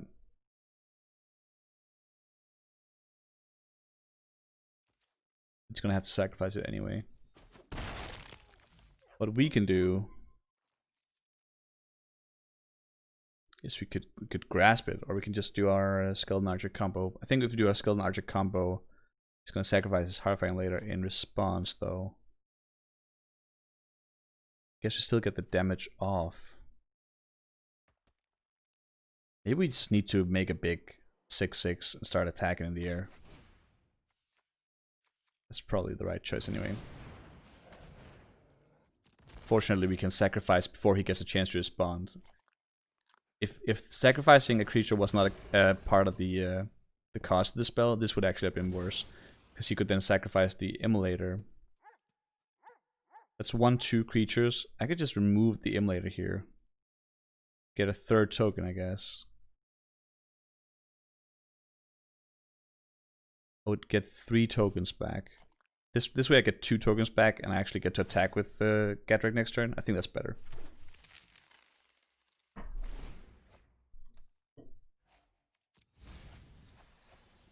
Two 5/5 flyers seem pretty good to me here.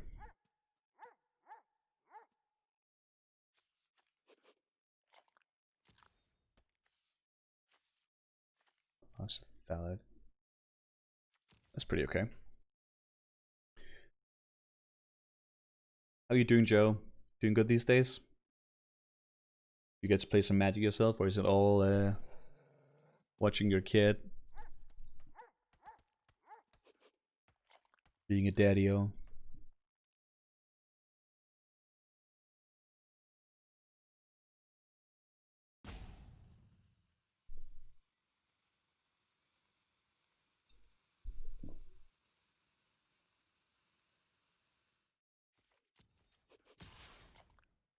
Okay.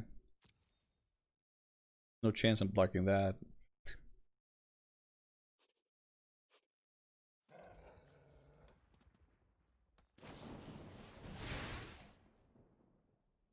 Okay. Please let it be Dragonfire.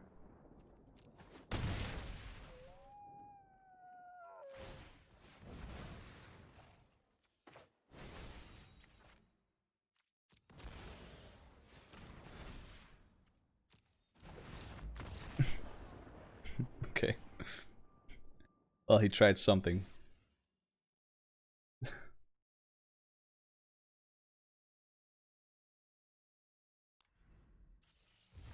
Alright, so far so good. 3-2. Let's get a few more wins with this deck. I kind of like it. I would have liked to have had like a little bit of a stronger 2-drop base. Maybe another Death Boom Thallid instead of some of the bad 3-drop stuff we got on. This is a pretty fine starting hand though.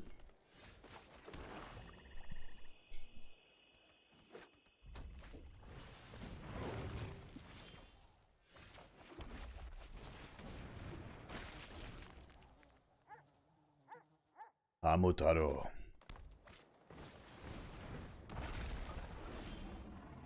He doesn't want to trade me, of course. We just keep curving out, I guess.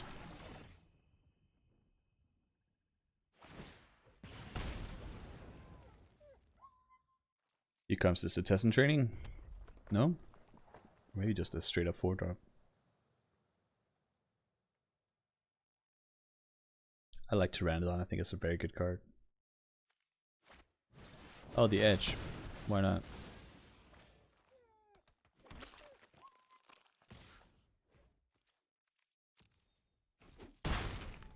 Such a good card. Hmm.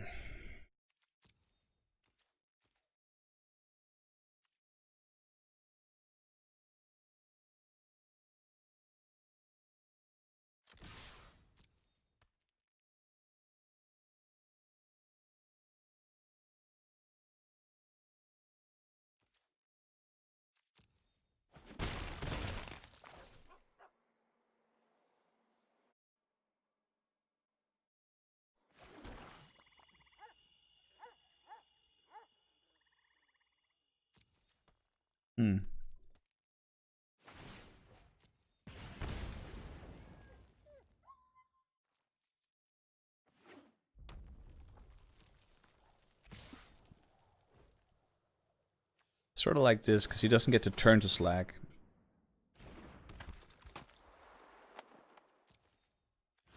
I guess I'll damage yourself before anything.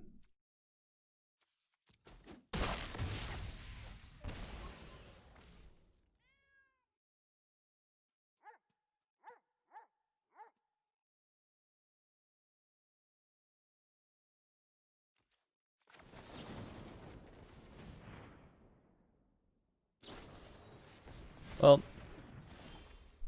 that we could have saw coming. Guess. I think we just add to the board here. But do we Walking Corpse or Shock here?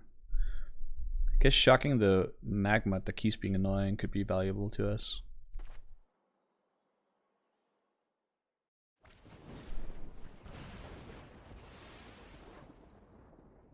Were you able to raise this? Maybe. You could play Jester next turn. You know what? Maybe we are.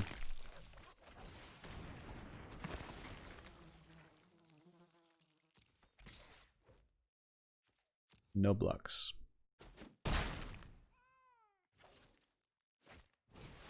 Okay, well, if he has a Jester too, then I guess. That's what that is. Nothing to do there.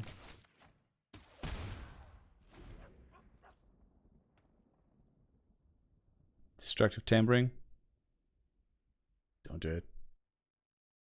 Don't do it, Hamotaro. Don't do it.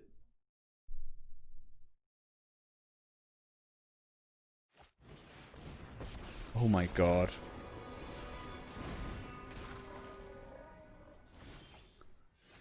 Why not, Why the frick not?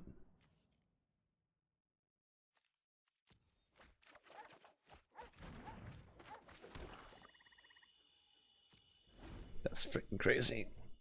A Garuk.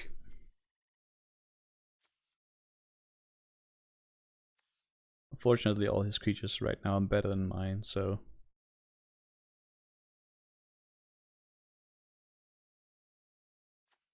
This is such a good one.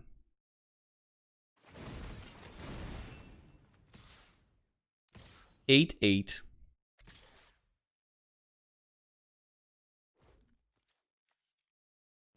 I guess we can block everything on this and then go to 1.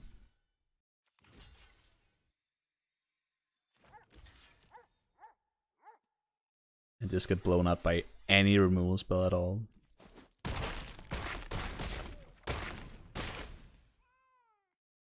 Oh my god, I miscounted that. Sorry.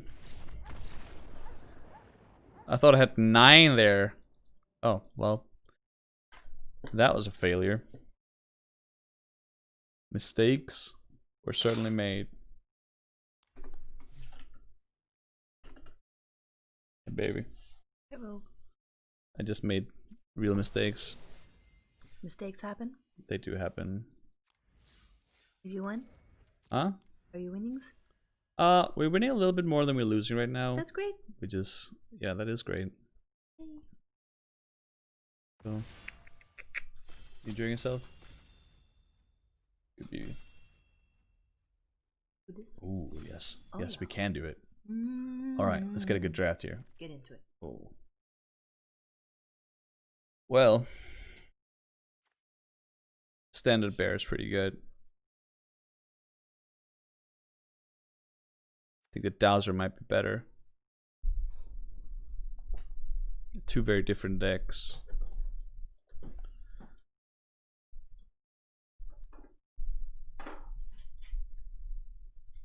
Standard bear is quite good though. Guess there's something to taking the Dowser here and cutting blue cards. Well, the same could be said for Leon stand-up bear here. If we don't take this, we definitely put our left side mate in black. So we're not going to be doing black with blue. We also want to do Izzet with this type of thing. It's been a long time since we did any Izzet shenanigans. Or we can just do some sort of Azorius stuff. Bash's Acolyte is super good. Probably the best card in the pack too. Yeah, I think we'll just take that. It don't have to be Azorius specifically for Bashes to be very good. But 1 Bashes is good, 2 is certainly really good.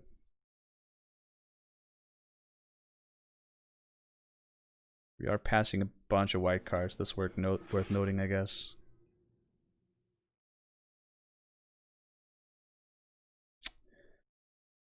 This is a little more tricky. I see. I just said we can't go into black because we put our this guy in black. So while I do want Grasp, I don't think we can take it here. It's a little weird. We could take Rewind and try to actually go Azorius, but we could also take the Truffle Snout and move into Celestia here. That might be pretty good. But Dowser is a pretty good card, I guess. What else do we have in blue 2-drops and stuff like that? What do you think here, Joe?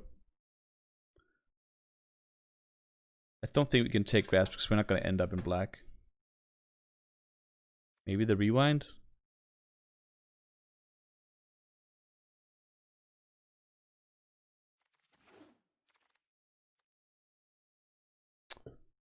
Well, I was sending up a Pride Malkin for sure.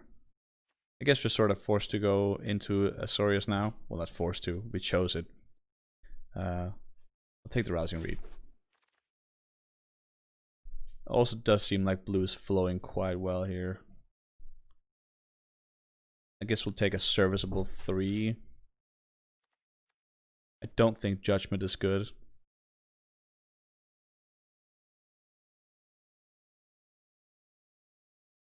Price, Read the Tides is pretty good. Actually. But I feel like those go much later too. I think we'll take the Protege. Also pays to have mana up and like do stuff with Rewind, I guess. The Mud I think is quite good. I always feel like it has targets here. I think we need to take the 3-drops.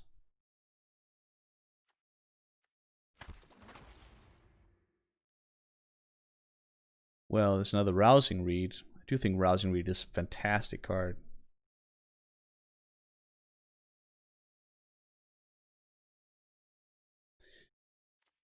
That way we sort of build our own little Azorius Flyer deck, even though we're not getting the Azorius Flyers. Bastri's Acolytes are, like, to be sure, like, too good to drop here. Could take the Sky Scanner over the Mud. I'll do that. We'll take a Megalodon, sure.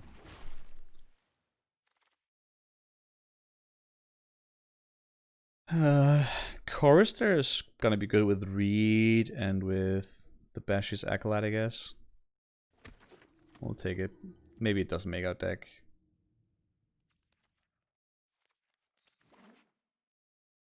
We're not even that committed to white, honestly, but the Acolytes are pretty damn good. They really are. I'm not super happy about what we're doing here. We did pick up 2 Rousing Reads. Like, Rousing Reads, an excellent card. If you could pick up some Feed Resistances or something like that, that's probably going to be good.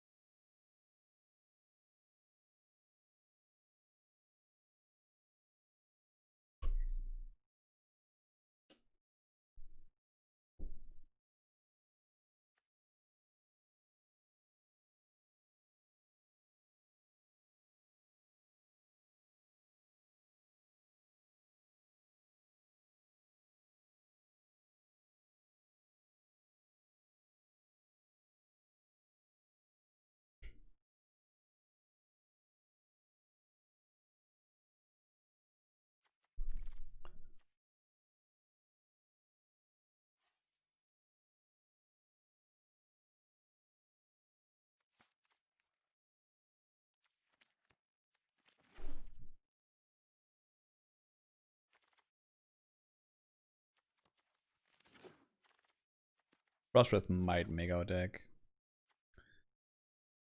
Well, there's certainly a Mythic Planeswalker here. Elutes and target creature you don't control faces out. Treat it and anything attached to it as though they don't exist until its controller's next turn. I do think the Watch of the Spheres is like perfect for us here. Don't know how good Teferi is. It's not a Bash's Acolyte too. What do you think, Joe? What are we doing here? We're just taking the Mythic Planeswalker?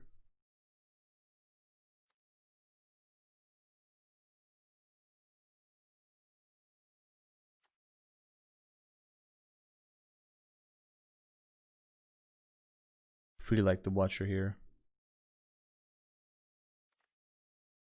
I think we're taking the Watcher over Teferi. That was tough, but I think it's right.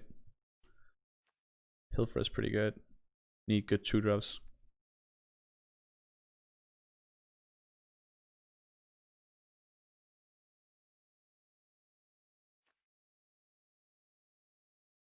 I'll take the Pilfer. We just really need like strong 2-drops with this deck. The Glorious Anthem's gonna be very good in our deck. The Cancel's worth noting. Celestial Enforcer could be pretty good in this type of deck.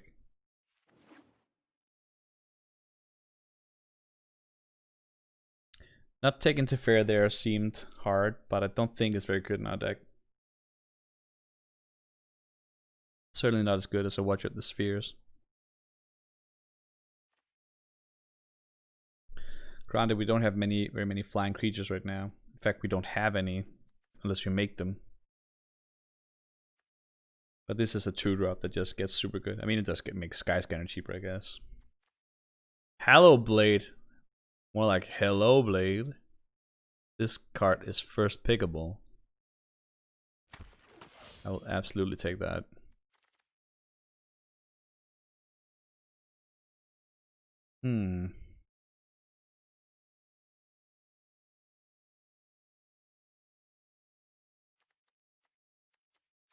We don't really have enough instants and sorceries to start playing Experimental Overload here. Could start digging into some frantic inventories maybe. Or we could take the white removal spell.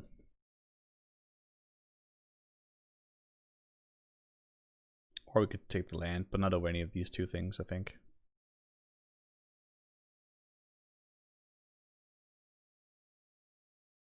I think we'll take the draw spell here. Try to make that work.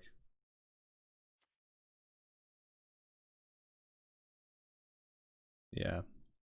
It's the only like useful card we have here. We're too deep into Azorius right now. Gonna have to hope to be rewarded a bit in pack 3.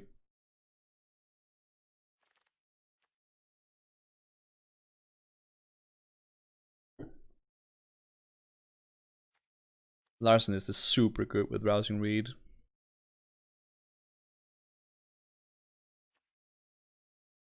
Don't like Capture Sphere.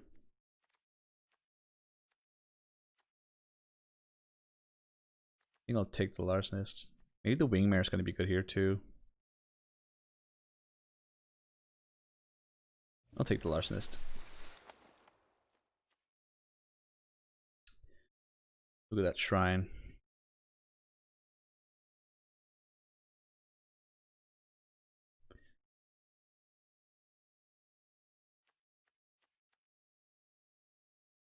Wish we could, but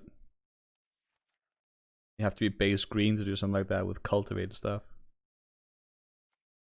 Guess we'll take the Mutt. And the go wide creature, I guess. How is this still in the pack? How is it still in the pack? I don't understand. I just don't understand.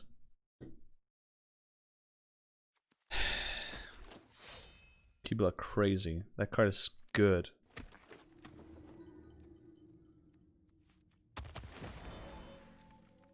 Our deck is not good right now.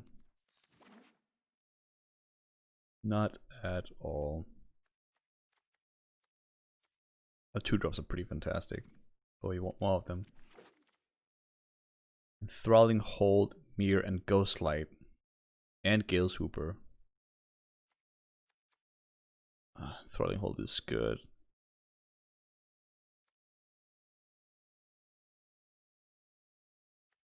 But I don't think Enthralling Hold is the sort of thing that wins us the game here.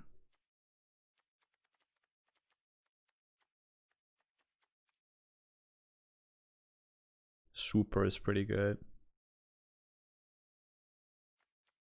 Do you want to take Super over Ghostlight? I don't actually know if that's better.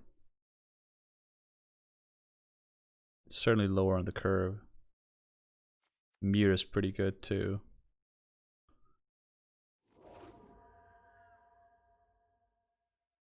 Mirror is quite good. That was a difficult choice, I think. But maybe it shouldn't be. Maybe I just don't know how to value those cards correctly.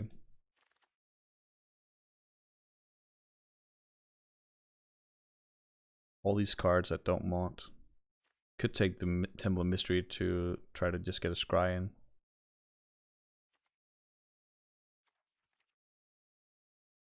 Maybe that's good enough. These cards are really not very good. Opt is fine, I guess. I guess I'll take the land, the scries.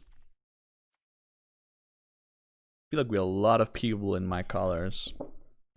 There's not a Palladium mirror.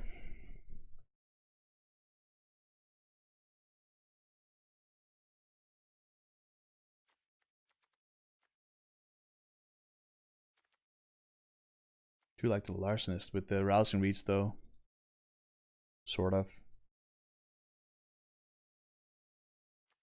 I like drawing cards a lot. Lofted Denial is pretty good in our deck, I guess. I have to take the mirror. I can't not take the mirror there, unfortunately. How the frick is nobody Boros? Ah! We should have been there. We so should have been there.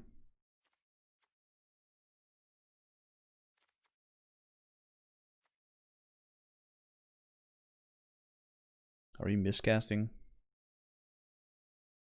It's so bad. I can't believe nobody is Boros.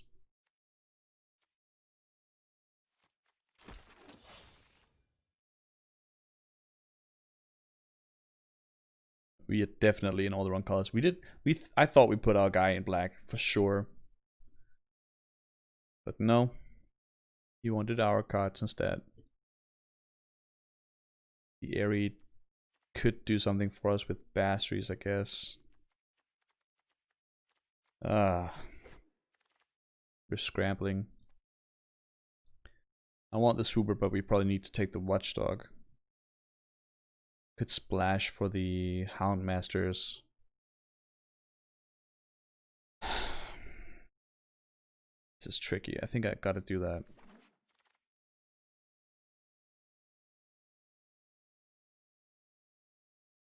We have a few copies of the same things. Maybe we take the Replicator here.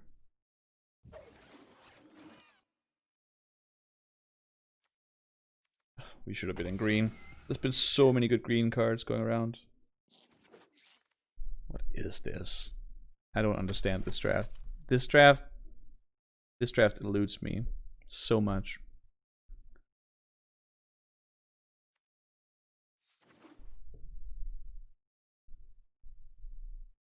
I don't even know what we're doing here. Don't you know what we're doing here?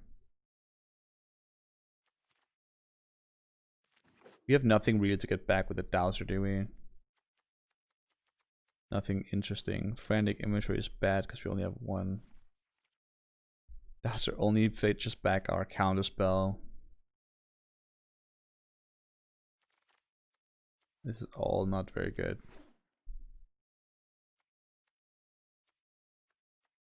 Griffin Airy probably doesn't work for us.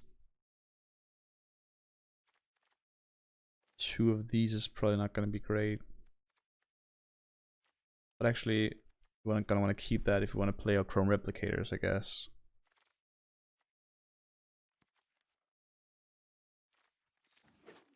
Lofty Denial is certainly better than Miscast. Oh, this is all not very good.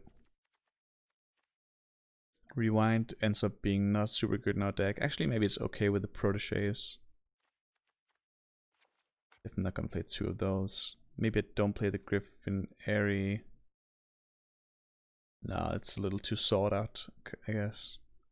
Maybe I play the Houndmasters, just go a little bit into red.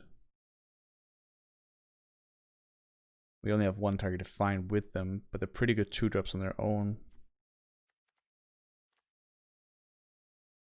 It also will screw up the whole mana thing we got going on.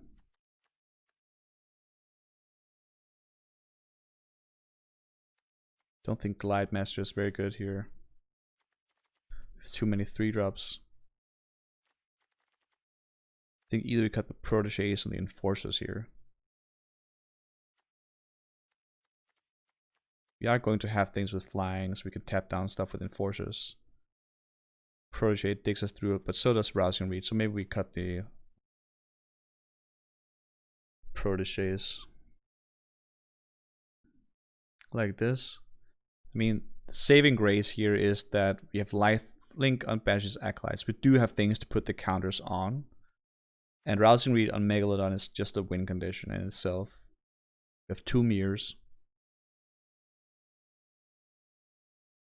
I guess as for what deck goes, this is not the worst we could do.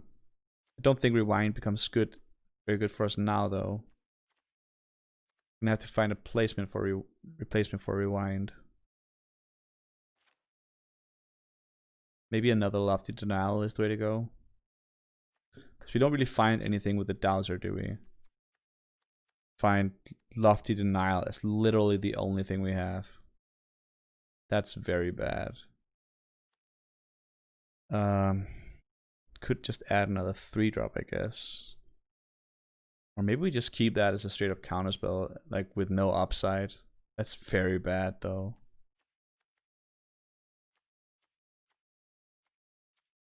Maybe we don't play the Replicator. I don't see a world where we don't play the Replicator here. Maybe we don't play Rewind or Lofty Denial, and we just keep the Proteges. We play no instant sorceries. That also seems weird. Maybe Miscast could make it here.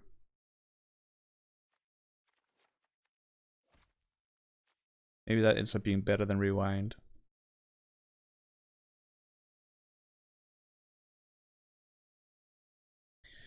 I would lie if I said that this looks good, because it definitely doesn't.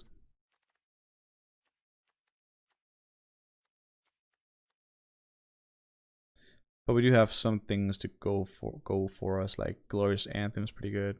Maybe I want the Glide Master more than a Miscast, honestly. Hmm.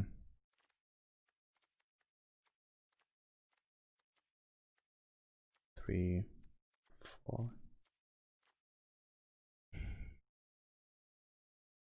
I'm not very pleased with this at all. Maybe the Celestial Enforcers with stuff with Rousing Reads on them can like be our saving grace to try to get to late game and win. This does not look super good though, I will admit that. Maybe we need the Proteges to get through our deck here.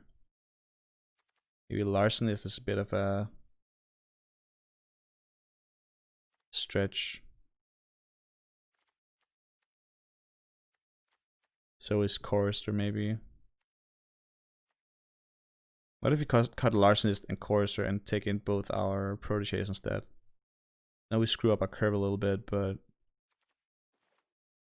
gives us things to do with our mana. I guess Anointed Chorister is something to do with our mana.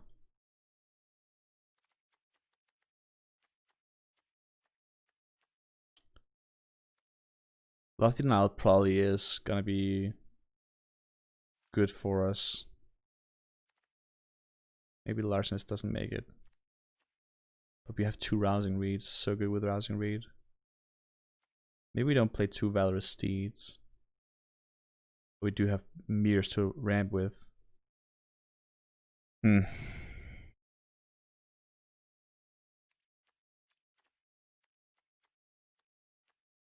the course is not where it's happening. Just maybe.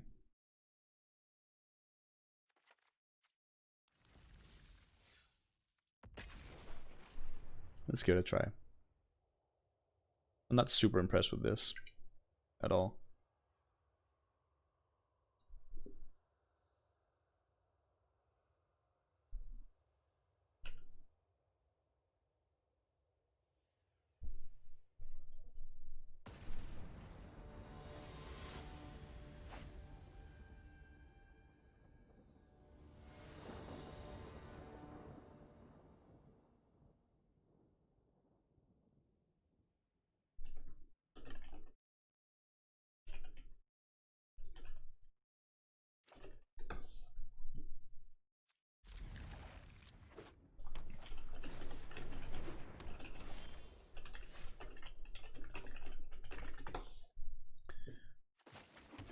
Okay.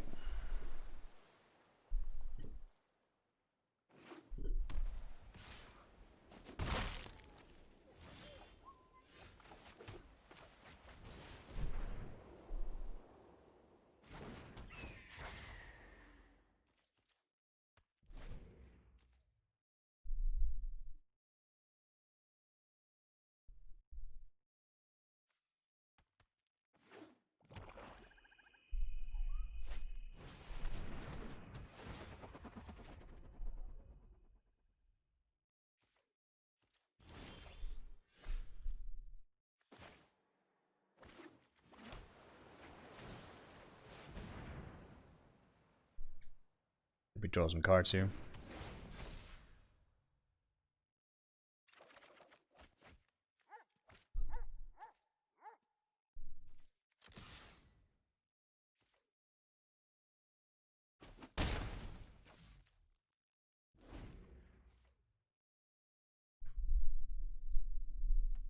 I do like Rousing Read quite a bit. I think it's good. Leave Skyscanner back, huh? Black Sanctum. Pretty good.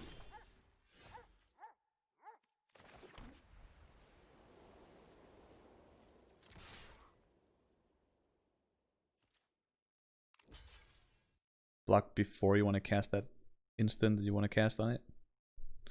That's a mistake. I guess it's not a mistake if it's Village Rites.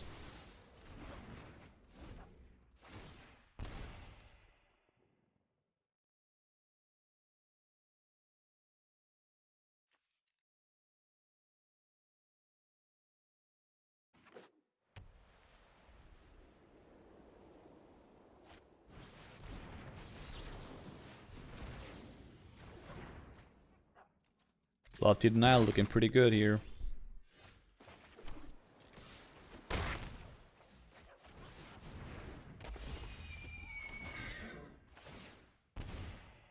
Now we use a Glorious Anthem and carry us to victory.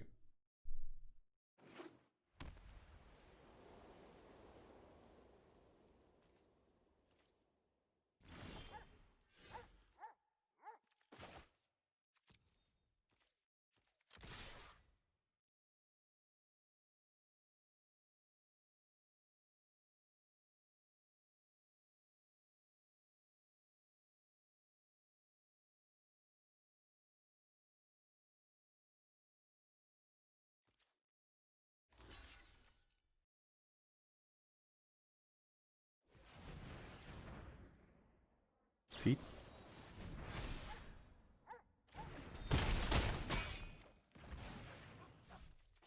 Normally I would play Hallowblade here, but he's under so much pressure and it doesn't seem like he can deal with it, so I'm gonna play the Replicator instead.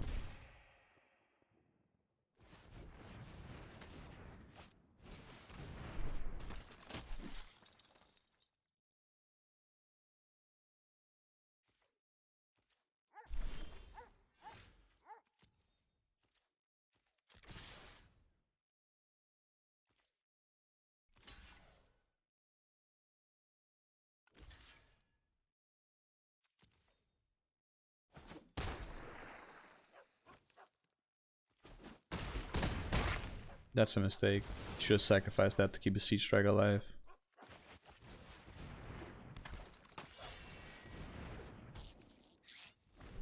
Keeping the land for the Hellblade.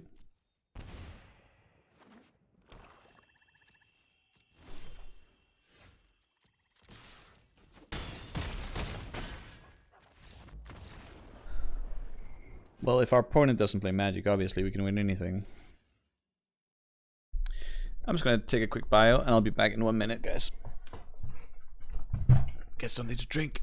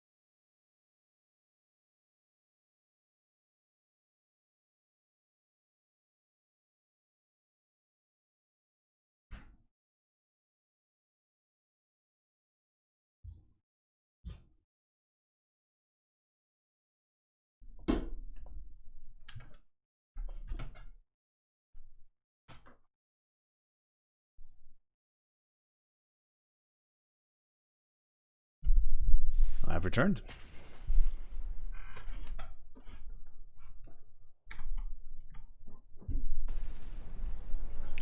I'll be pretty happy if this deck goes 3-3. I don't think it is quite that impressive. Yeah, I'll definitely go first with this one. Start by scrying. We do need more land, but blue is not the land we need here.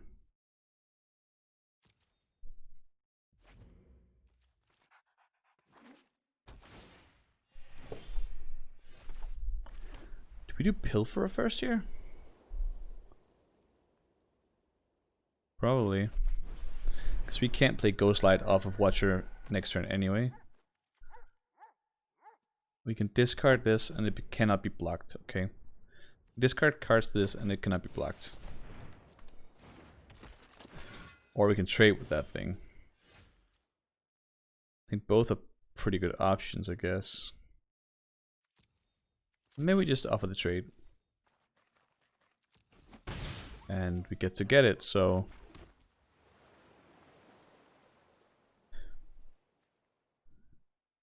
I guess we play the mirror, so we can use the mirror to pay the 2 to draw cards. That seems pretty good to me. Pretty good indeed. Against Celestia, like roaming Ghostlight is going to be really good.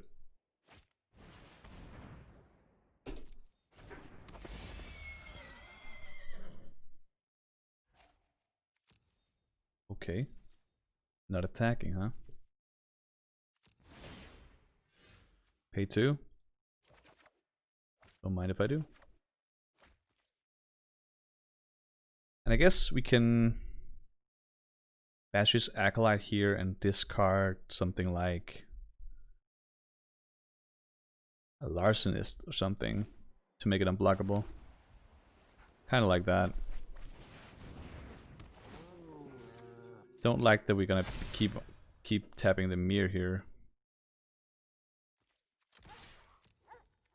Let's discard a Larcenist because I want to keep the mirror in case we find our replicator. And I know we have no more copies of Larcenist, so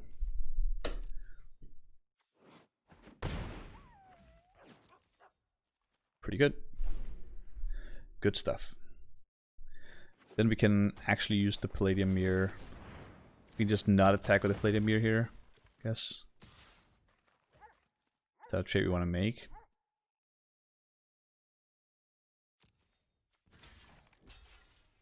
Probably.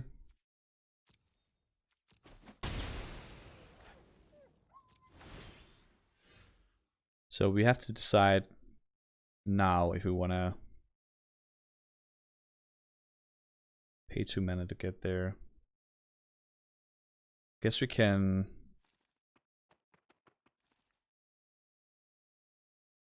I guess we will pay to get the extra card. I think it's too valuable right now still. Okay, so we can play Skyscanner, hope to draw land. Then play Watch of the Spheres. We're most likely to draw blue.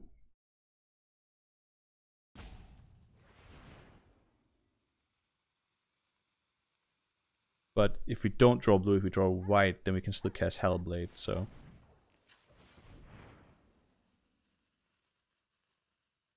Maybe we cast the other Palladium Mirror, start with attacking with the first one. No, I think we have to try to get the land card here. Well, that worked out perfectly. And I'm gonna just attack with a Pilfer here and trade with the Oak. Forget to do that, good for us. The Oak is gonna be a problem later on. Not so much now. He's gonna have to take that trade. No? Okay. That's good for us then.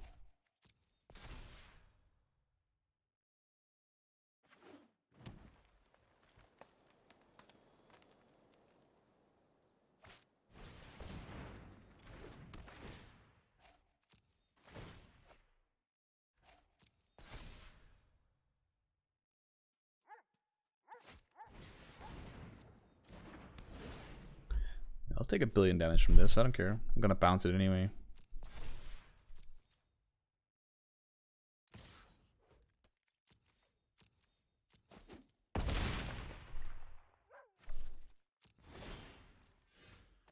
I will pay it with the mirror, or could pay it with these. Hope to draw land.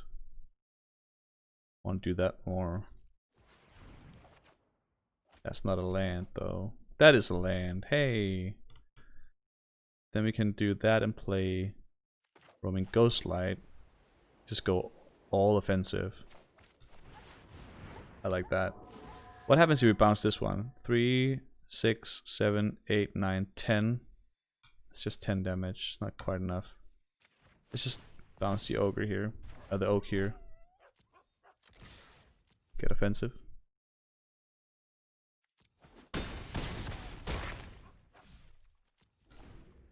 Back to you, opponent.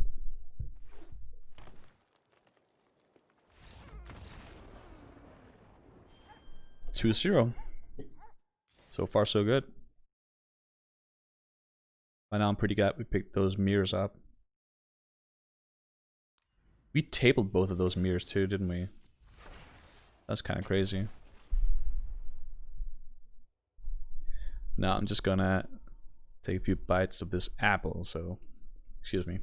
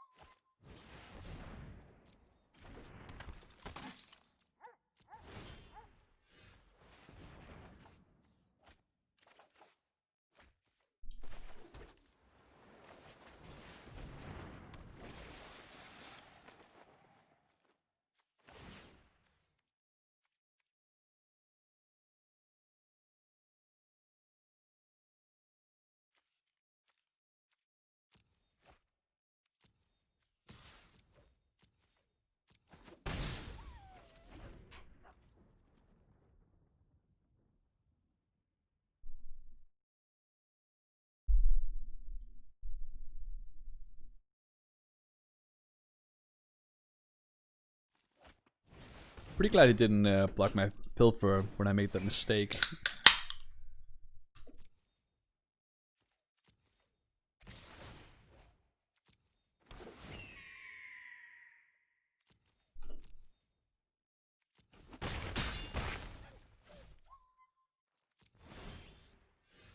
keep paying 2 mana to try to find, there we go, planes. Freely. That took a long time.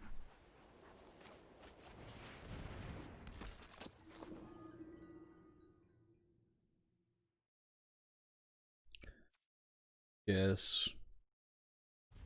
Let's stay back. I'm not gonna count him like putting rookie mistake in my hand again.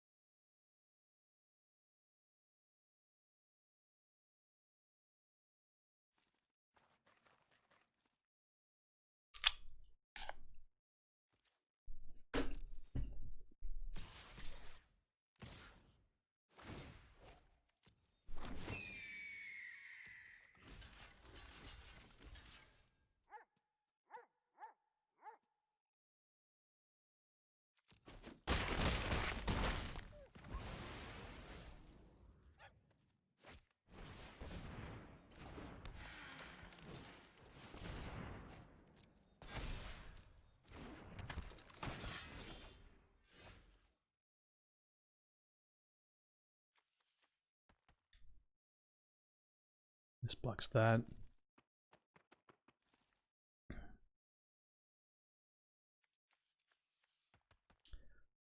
A little too far behind for that, I guess.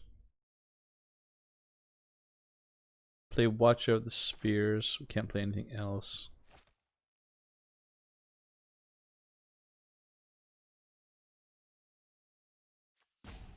Our ground is pretty locked up already. You can also just kill. Well, we can't do that yet. We have to play Watch of the Spheres here before we can just instantly kill it with the Skyway Sniper, and before we take too much damage to come back on the ground.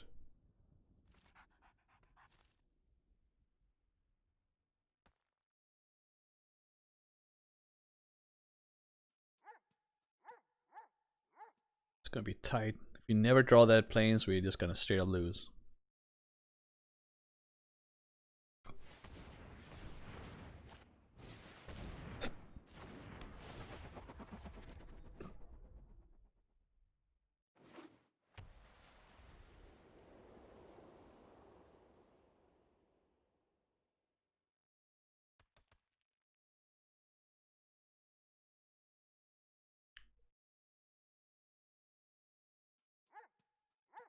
Come on. That goes on one of the 1/1 flyers, I guess. Maybe the Dryad.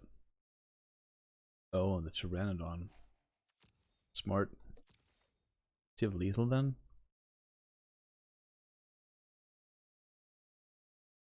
Not so sure.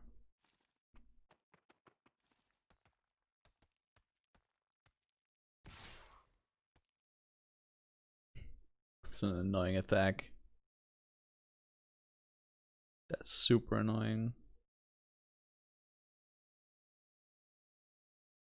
He's hoping to be able to snipe my Watch of the Spheres next turn.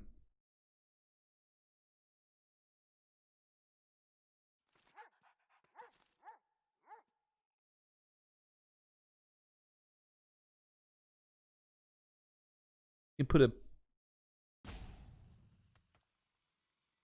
it's tricky, because like, if I trade for this, I have nothing to put counters on with the Acolyte. I think I'm just gonna straight up die no matter what.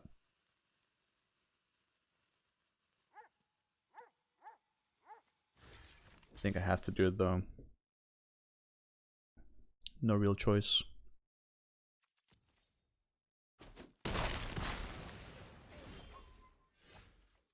It's very late. It's very late indeed. If he draws one green source, he can just kill Watch of the Spheres. But if I don't play Valor Steed, I may just be too far behind to win this ever. Korean Dryad keeps growing too.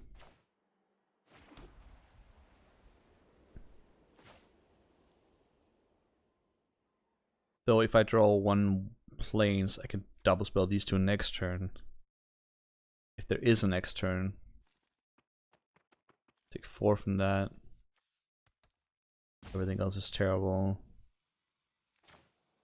Can't double spell these next turn no matter what.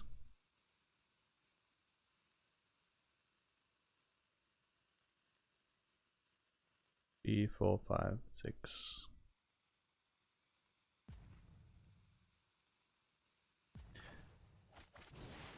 Guess there's no real answers here. Fortunately.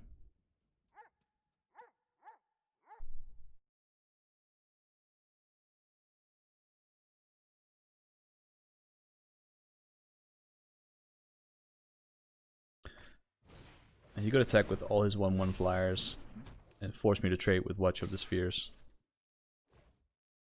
Okay. 3, 4, 5, 6, 7.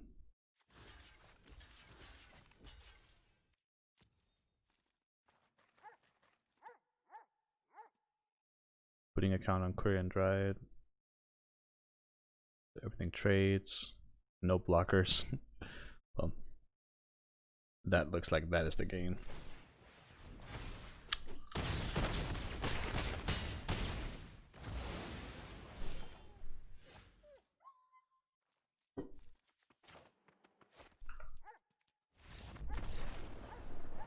We really need that second planes earlier. You win some, you lose some. Nothing to do about it.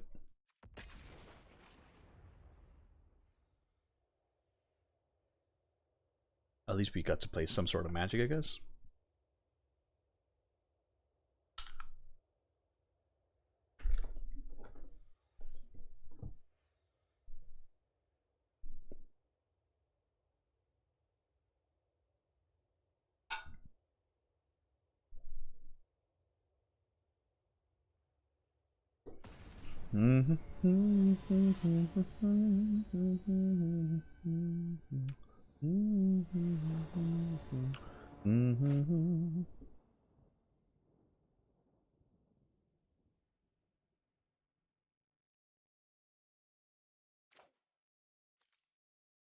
Sure. I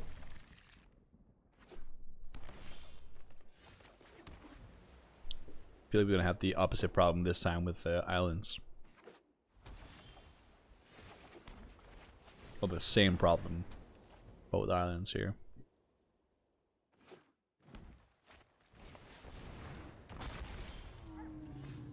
Well, Brontodon kills Palladium Mirror. That's not fun.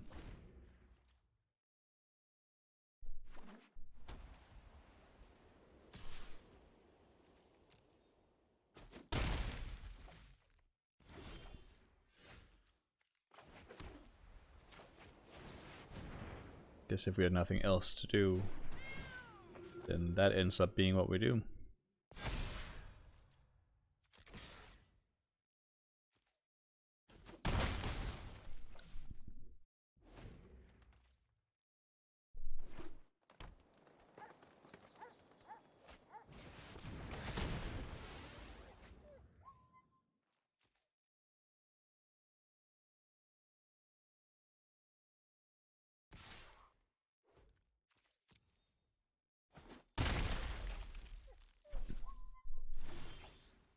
We need that. Need the blue source. Jeez, can we just have a game where we have both of them? One time? One time, please.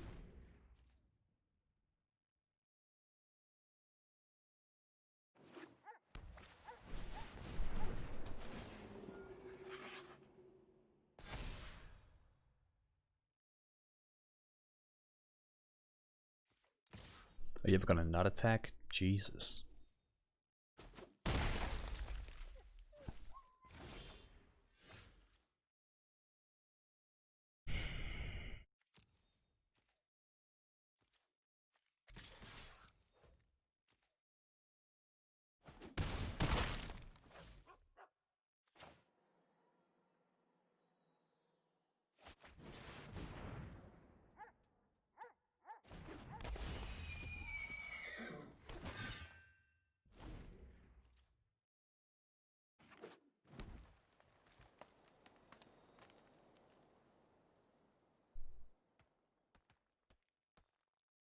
Here I guess it's important to have the correct blockers for Basri's Acolyte. Oh, he even gets help for that? Oh, because the creature deals damage. It's so cool. What's not cool is this lack of freaking islands though. Come on, game. Jesus Christ.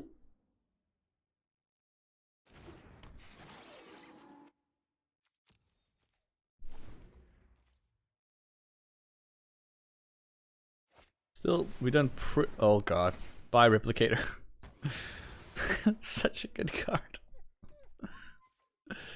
Nice.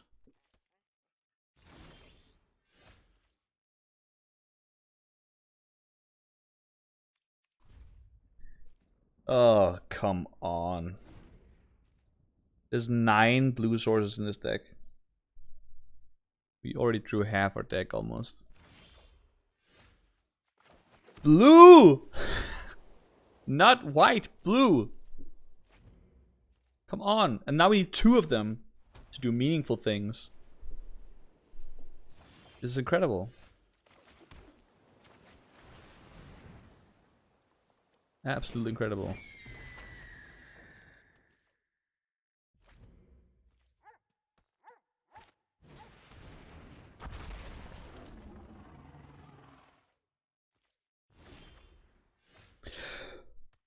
Blue! That's insane. Come on. And you can actually pay 4 for it. God. Damn it.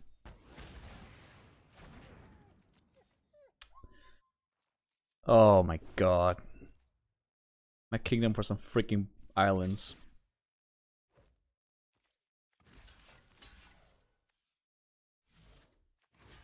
Don't really need the ramp anymore, do I?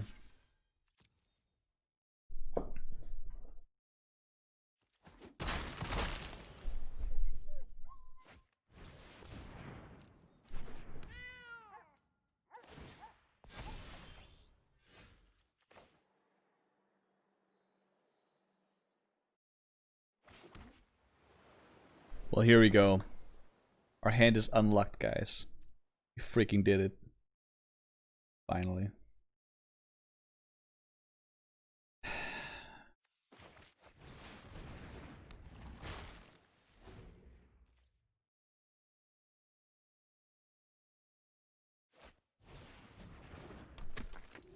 Guess Chorus is pretty good in this stage of the game.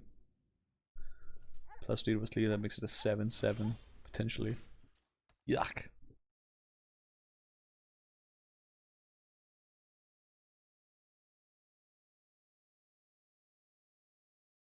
You can hit for one more blue source, please.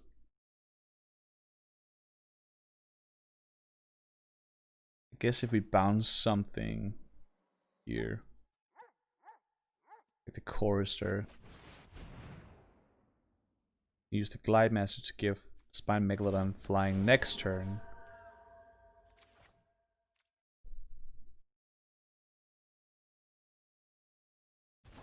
Go for the win that way.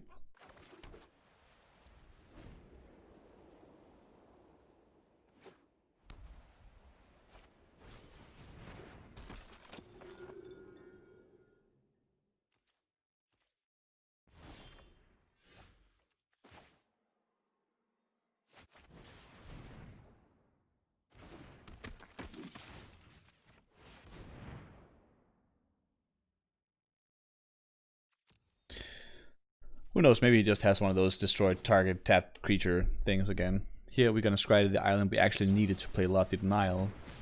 I guess we could have done that anyway. Definitely don't need that.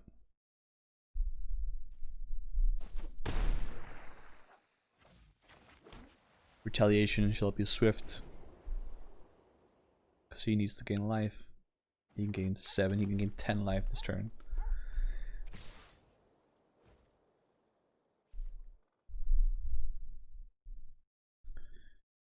So we can't sack anything. Double block that, take 3/6. Still have to block 2 more things. We chump block 3 things. That's not gonna win us the game at all. We could triple block that.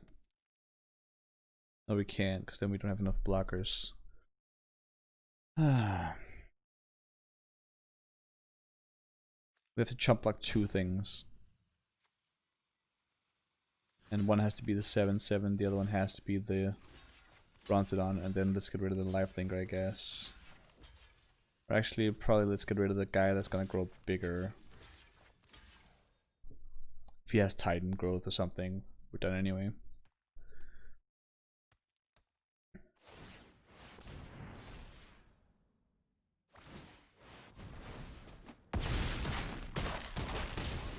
You got those islands so late. This game would have looked a lot different. 8, 9, 10. We can deal 10 damage. But we have to produce blockers here.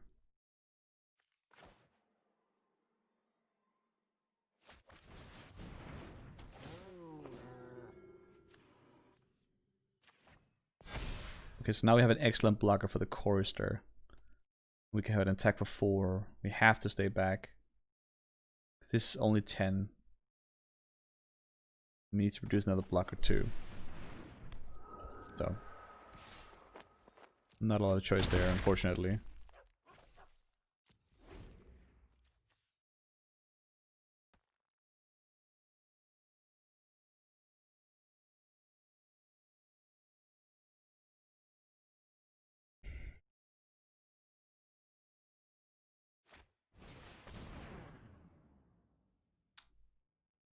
Judgment is pretty good here.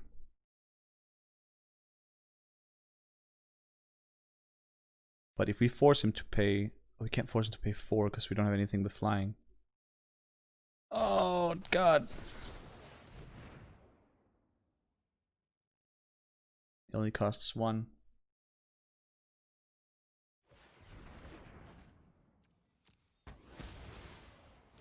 That's a problem. I guess we still get life from Bash's Acolyte, so using the Lofty Denial there is probably a mistake, to be honest. But he can't attack with the Chorister now. Really.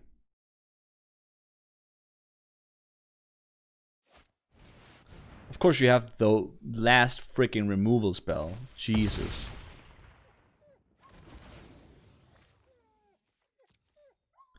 That's in no way, shape, or form freaking cool, dude. Now you have Xaxes. That is so incredible.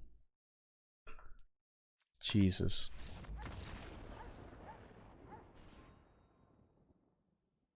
What a freaking top deck. That's not okay.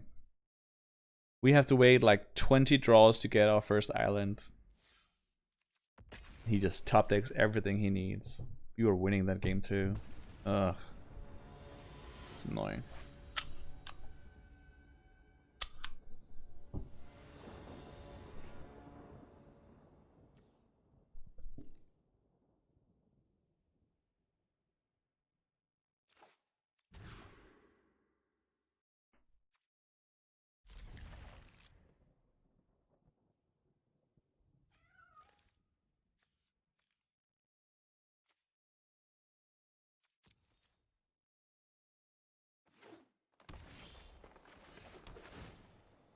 Well, we can't complain about the mana base this time. Now it's the rest of the deck that's the problem.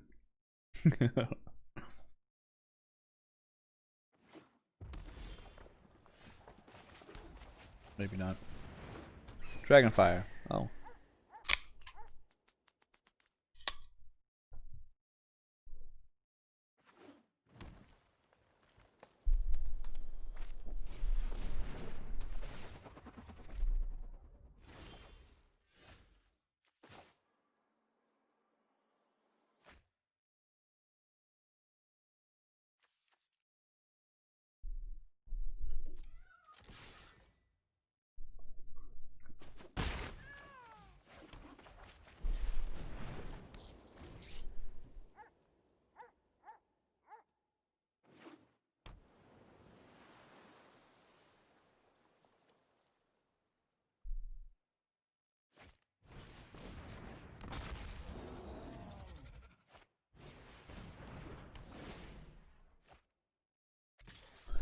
Seems like a strange target for success in training, honestly.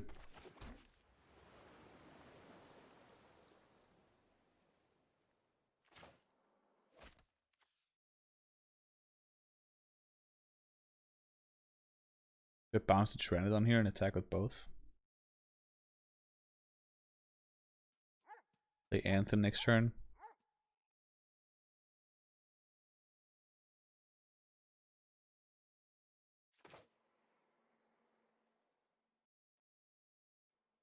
Could just trade with the mirror, I guess. But I would not want to do that. I want to play Anthem. I guess if I draw land next turn, we can do both. This way I get a trigger though on the attack. I think we'll do that. He's probably gonna have some sort of fancy 4-drop. A fancy 4-power creature. He's gonna want to play instead of the Tyrannodon.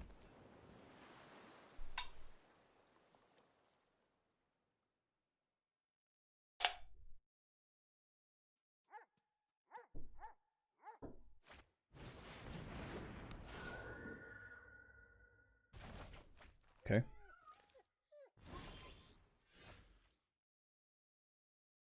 Well, now I guess we just play batteries and attack with the mirror.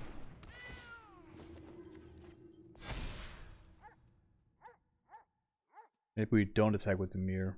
No, we do attack with the mirror. Absolutely we do.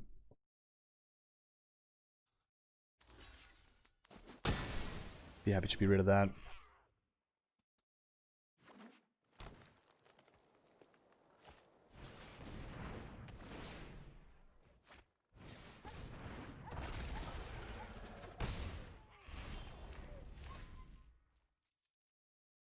Rousing read on batteries is pretty good. Hope to draw a land.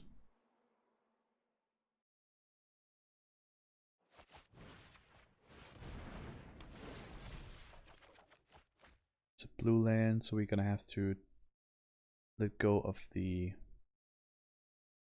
replicator maybe. No, well, the enforcer we can use. Guess it's not that good though. Do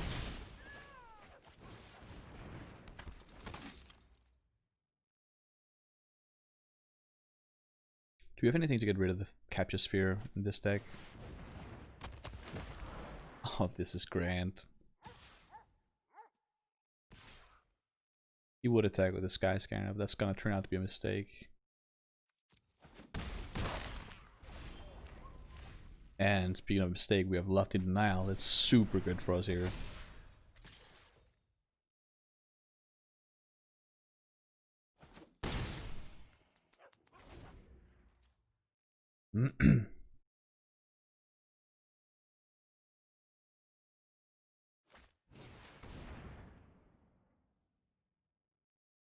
That doesn't change anything.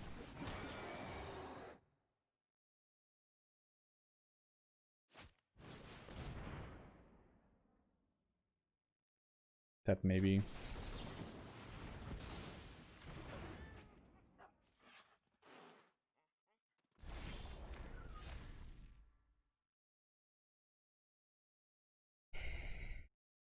Now we can't attack with bashes here, but we can play Chrome Replicator and attack with that next turn through the Glide Master.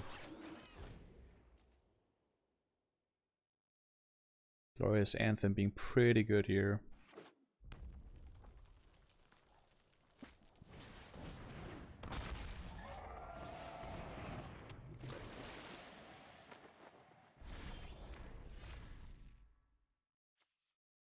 So he has to double block the Replicator here. What if you just make everything flying? He can block this and that individually. Isn't that individually? And then we'll have 5/5 left. It'll be a 2. So we'll be chump blocking one thing. So he'll be a 2. We definitely have We don't want to lose the Glide Master here. So I guess we just make the safe play of attacking only with the Replicator, because he has to double block that anyway.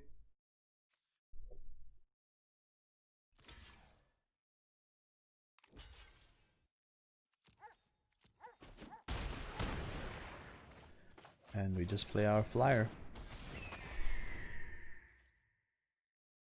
Now he has nothing to block the air with. I have to attack with a Larcenist to try to get something. But he didn't.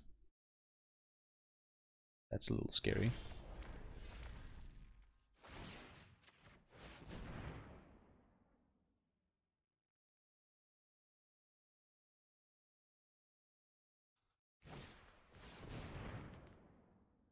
Oh.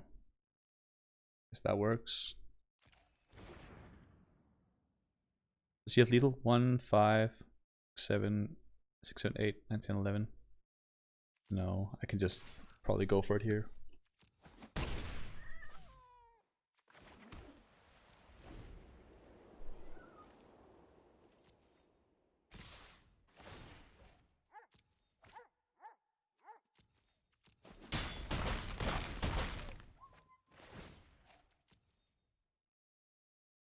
I've got the draw 4. Larcenist doesn't help here.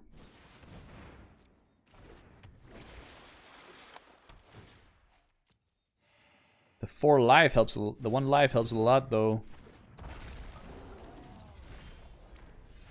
Jesus, that's a really good draw.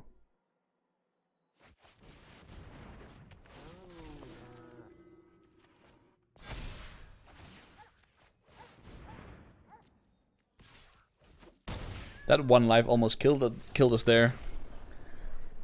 Close. That's super close. Frost Breath. I've seen that be so good, but I've also seen people having it where it's just so bad.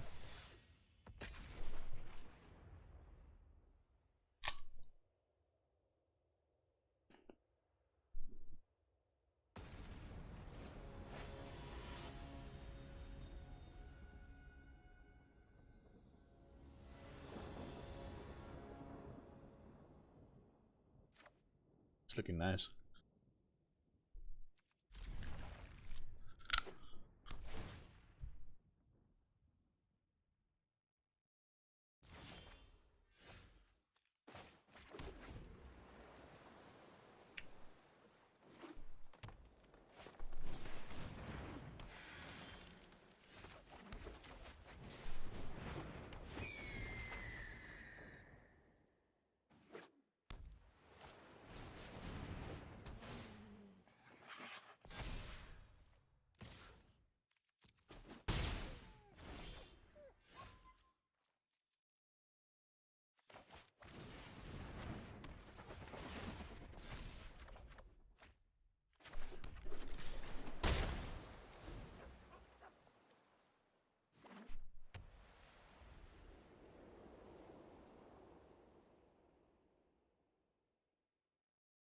No Hunter's Edge, one time.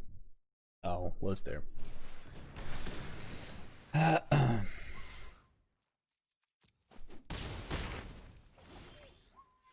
always have it. And now we don't have mana to play our roaming Ghostlight. Pilferer, I guess it is.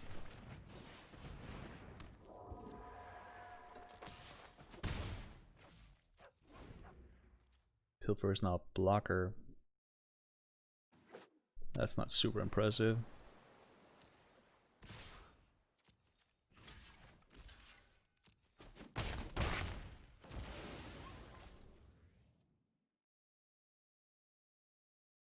Will deny probably anything you cast here.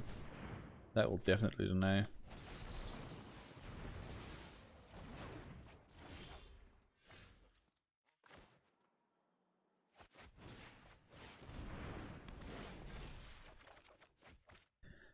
Planes, please.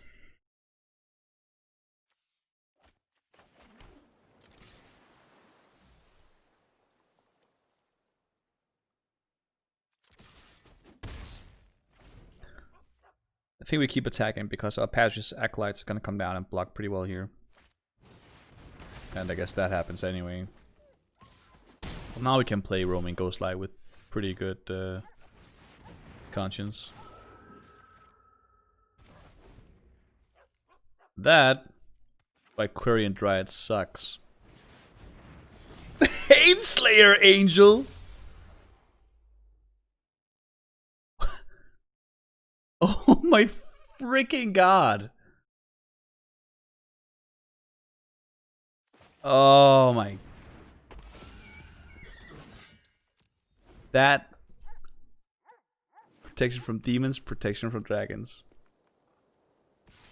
Jesus freaking Christo.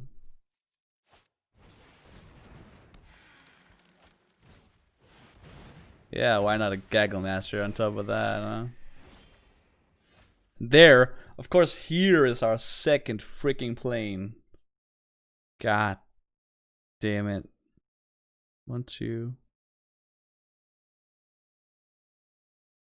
3. We don't even have enough to cast Glide Master and have Lofty Denial up here. That is insane. Well, we're not dead. But this is not looking amazing, I'm not gonna lie. Baneslayer Angel. Not quite sure how we're gonna deal with that one.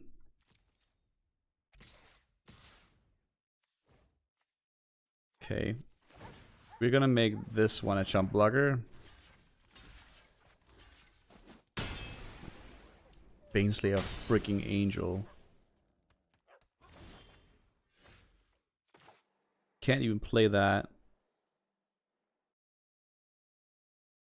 Oh god. Can't even play this. Yeah, I guess we can actually play that.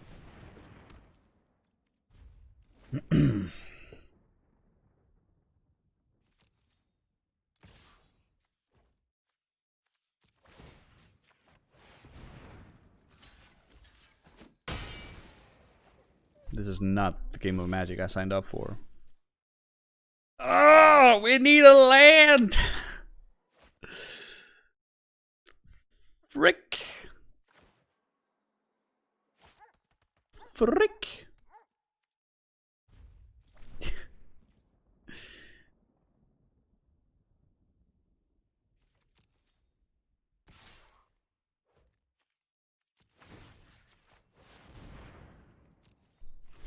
So fucking stupid. He can play one card. One card. He just wins.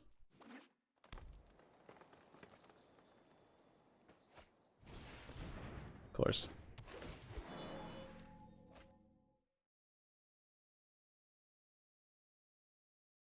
Who only had spot removal now, huh?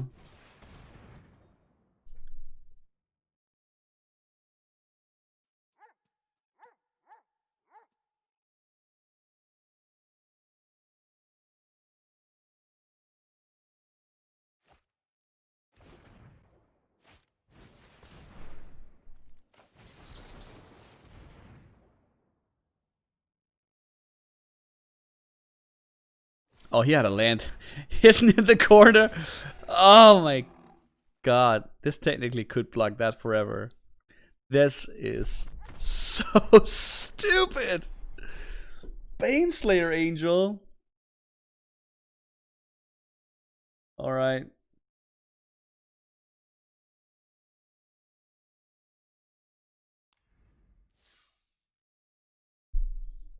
Sorry, stuff. 3-3. Well, I did say that 3-3 was about the record I wanted for this deck. So I'm pretty pleased with that. Let's build something with Baneslayer Angel in it now, shall we? God.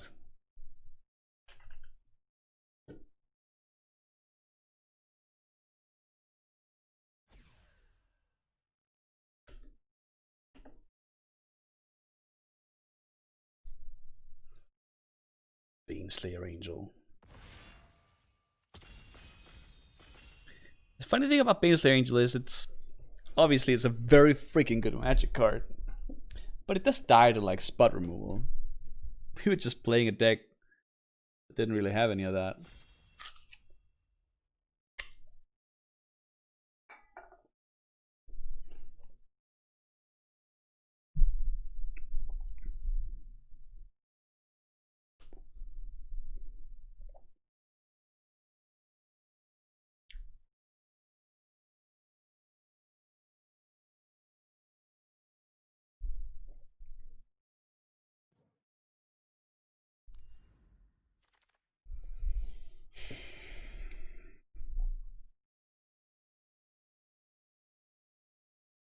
Well,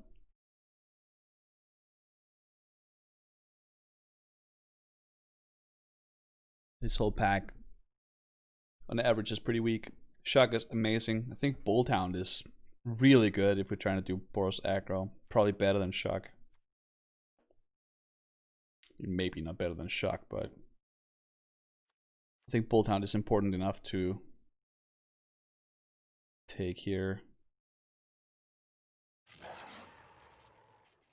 We'll give Boros a shot again.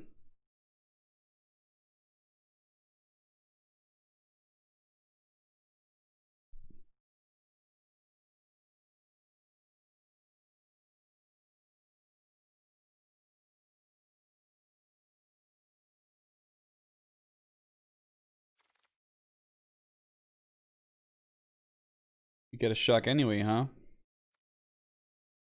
I'll take. What does this do? That creature's controller reveals cards from the top of the library until they reveal a creature card. That player puts that card into the battlefield and shuffles the rest of their library. Potentially super good. You use that proactively, I guess. Take the shock here. Best card in the pack. Shock is super good in this format. So many targets for it.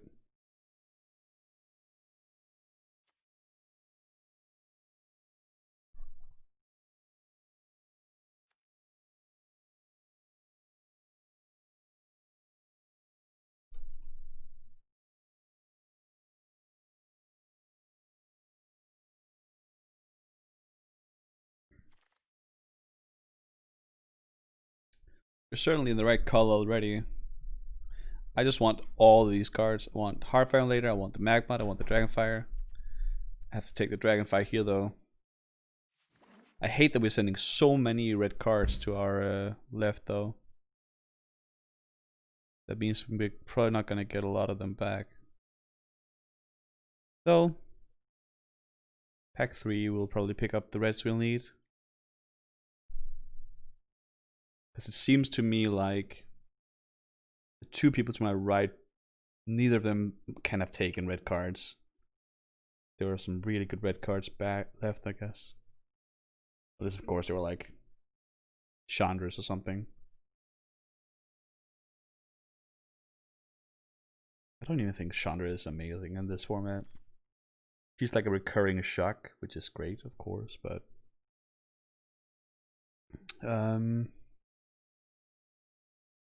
this is not super impressive.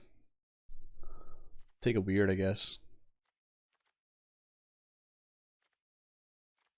Rin is pretty good, but not in our deck, I think.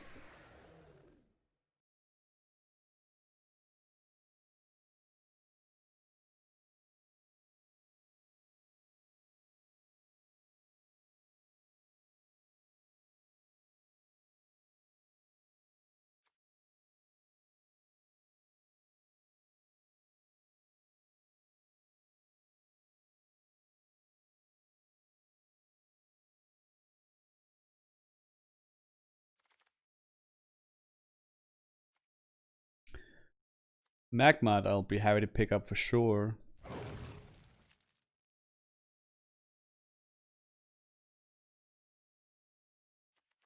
This isn't even a bad start. Like, we're mono red with a bunch of good cards here.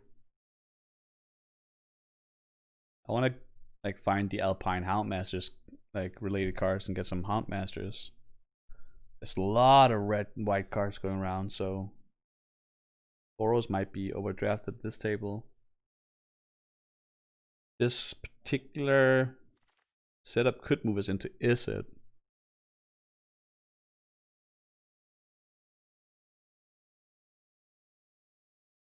Now Mirror is a good card, but it doesn't work particularly well with red aggressive decks. Guess I could take a Capture Sphere here. Another Bolt Hound, hell yeah. But there's an Igneous Curd and an Alpine Watchdog too. I guess the Bolt Hound is more important though.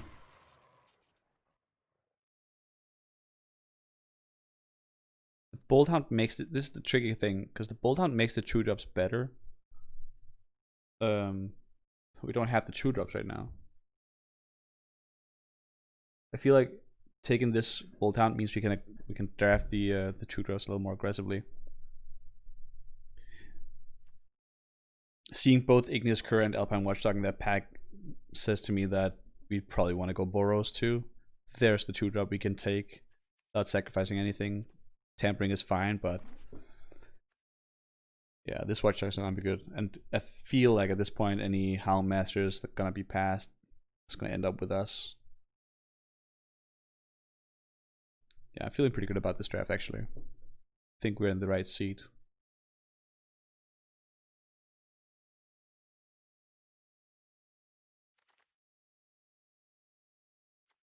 Don't think the lizard thing is good, but we'll take it for now.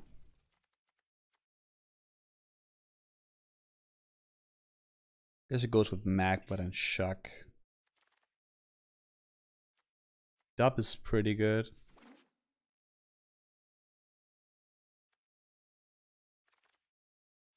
Magma freaking tabled. Wow. That's incredible. This card is good. This is a good 2-drop. I don't know what people are doing with this table. Definitely not playing red. For damn sure.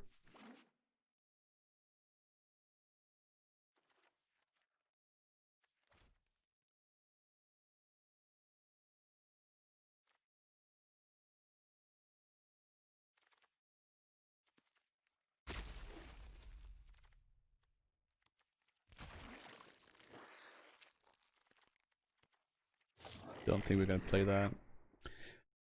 Wow. This goes very, very well in our deck. Do want to pick the Cur though. Can't pass the Glorious Anthem in a Boros Aggros deck, which is now very clearly what we are. Just became very clear right now.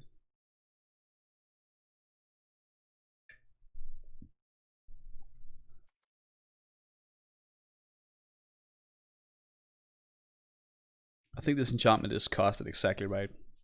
Double white makes it like just hard enough to cast. I'll take the feet here. It's a lot of blue cards. Now we're probably not gonna see a lot of red cards coming from our left. Well, maybe we will. Like people didn't seem to draft them very high. We got some like very good cards very late here. Guess this was the pack with all the red cards in it. Fate's Feathers. How is nobody white? Wow. This card is super good. I'm gonna take it. Okay. Now, we don't have any Hound Masters yet.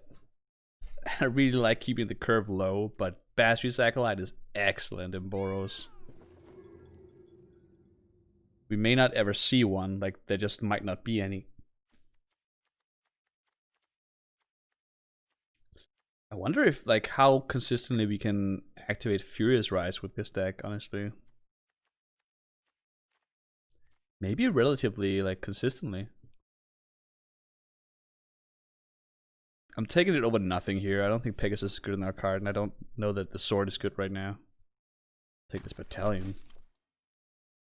Wow, I feel like that Faith's Feather should never have come all the way here. That was incredible. This is a really, really, really good card.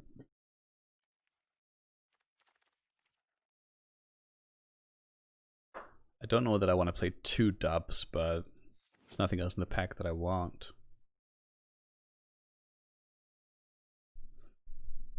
I like how this deck is starting to look. Face Feathers. Glorious Anthem. Bashes is pretty good pickup at that point. I feel like people are not drafting white or red at all. Sort of getting our pick of the litter here. Don't know about the piling still, but might just be good in this. Shocked my opponent, deal an extra 4 damage instead of 1. Pretty good. Or maybe there just was a lot of red and white cards and like this is what ended up in my hand. Like our weakest card right now is probably Makeshift Battalion. Everything else is amazing. We may even play Furious Rise on this. I don't know that we're gonna be playing Burn Bright. That's a maybe. It's looking damn good. I like this deck. I want to be a little hard on the 2 curve. But besides that, it's looking fine for me. Just want some of those Houndmasters that nobody's been like opening.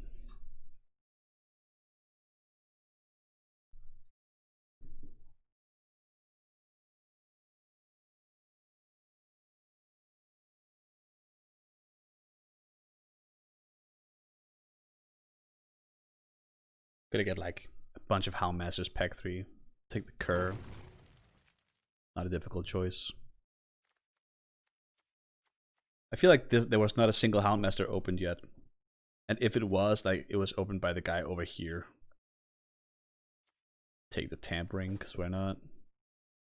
This guy might be Boros, but I don't think anybody here is. I think I'm the only one. Yeah, I will never play that. I'll never play that either, though. I have a higher possibility of playing that land, though.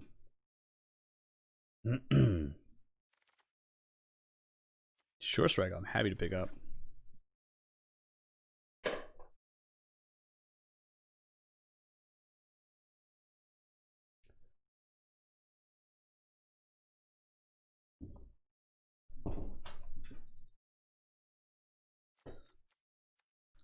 With two Magmats, I might play the Pyroling. It's a little tricky card though, because it's actively bad without the others. Charger, hell yeah. Now I might play the Pyroling even more. Pyroling also becomes amazing with Dub, obviously. I like how this is looking so far. We're in pack 2 and we have a deck. Like, this is pack 2. We could play with this 100%, and this would be a good deck. We're just gonna optimize from here on out. That's a really good position to be in.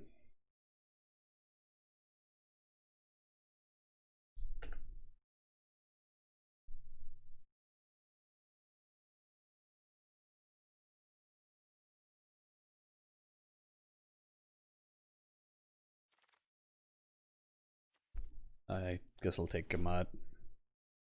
Probably not gonna play it. Now what do we want? We want Alpine Houndmasters, and a lot of them. Maybe a pack leader. It's a lot of good cards for us here. Let's see, Subiro. It's a 3-mana haste creature. Another target creature with power 2 or less can be blocked this turn. I mean, I want the Siege Striker and the Scorching Dragonfire. But the way that people have been picking around us, I feel like we're gonna get like one of these 2 back. Maybe just a Sure Strike. This... Yeah, I think this card has to be much better than any one of the other ones. It's a way to like... it's a way to come back if we are empty on our hands. Trying to attack through things. This also says, until end of turn, whenever a creature you control with power 2 or less deals... Okay, so it has to be combat damage. If it wasn't combat damage specifically, like you could ping with the Magmats, that would be pretty cool. Pretty cool combo. Well, there's the pack leader you wanted. Hell yeah. Now we just need the Alpine Houndmasters. Come on. Come on, reward me one time for picking the right colors. Come on, Magic. Be good to me. Okay, guess not that good. I don't know that I'm going to be playing 2 Sure Strikes. We do need the Pirelings. We do have the Bolt Hounds to pump the Pirelings, make them better. We have 2 Magmats to ping opponent. Maybe Pireling actually becomes actively good in this deck, especially if I can make it unblockable and ping with Magmat. We can do some pretty silly things with the Pirelings, I guess. including dubbing them, giving them counters, Glorious Anthem. Oh, at least we got one. It's a good freaking start. We're just optimizing our hand right now. It's just optimizing. None of these cards are gonna end up in my deck. None of these. Not gonna play the weird. Could do some freak splash for Patrician, I guess, but I really highly doubt it. I'll cut this for somebody though. Because Magic is not supposed to be easy. Furo might make it. Skyscanner is too slow. Another Pyroling, huh? How hyped are we on this idea of using Pyroling to do weird things? 2 Magmuts and a Shock, but Magmuts also get better with Pack Leader. And Bolt Hound just gets better with Pack Leader. That's insane. We actually have dog tribal going on here. The Sword might be better. Just take the Pyroling for now. Don't think this matters. Well, we got 1 Alpine Houndmaster, but that actually, like, that one makes our deck significantly better. Because we did try to prepare for it a bit. This is gonna be a 15 land deck, I think. Well, maybe I will play Sure Strike a little heavier if we play this many Pyrelings. Maybe. This doesn't activate if we pump the creatures before the damage happens, because then they're not part 2 creatures doing things. I'm not going to play that Patrician, but I already have a Destructive Tampering. Guess I'll take a Sword.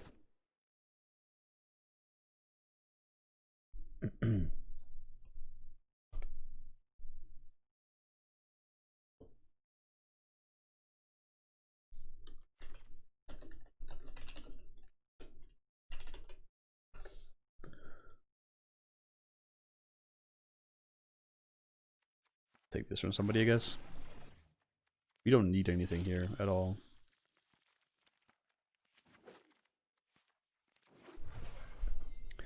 Alright then. Our Sure Strikes all up here. Not you. Probably not gonna play Tampering with Subira in our deck. Don't know how many dubs I want to play. Probably don't want to play 3 of the lizard guys. Cut 2 lands. Do want to hit the Glorious Anthem more than I want to hit anything else. And Bashes is double white. Charger is good. Weird, maybe strange in this deck. I think weird, maybe too weird. No pun intended at all. Maybe we take the Makeshift Battalion out. How many creatures we got?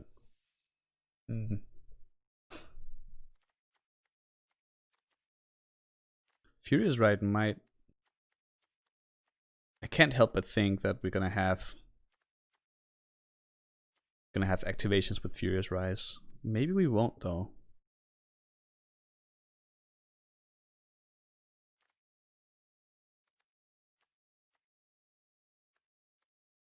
We will with 2 dubs, that's for sure.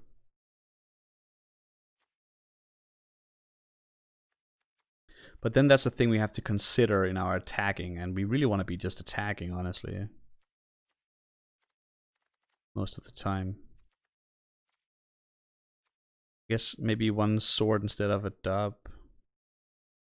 It's less punishing. 1 dub, 1 sword. That seems like a fair balance.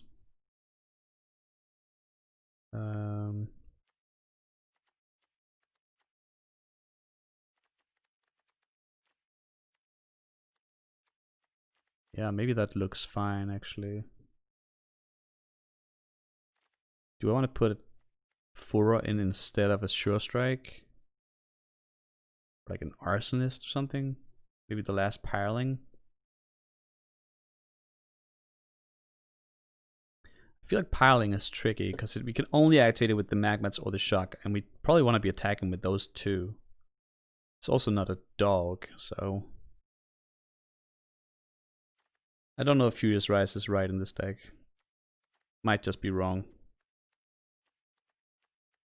Do have some potential card draw with this one. Don't have the red filtering spell. You know what? I guess we'll try this. Land.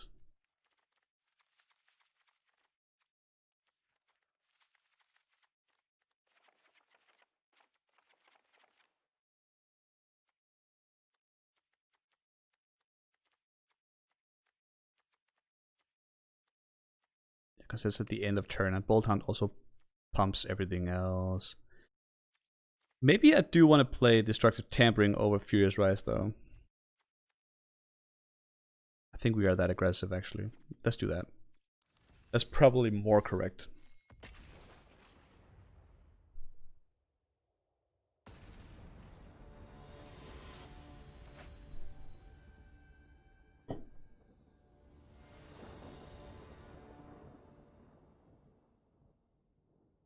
I go first, huh? Not with that. I'd much rather have that hand, yeah. As much as I hate it, I think we have to bottom Bash's Acolyte here.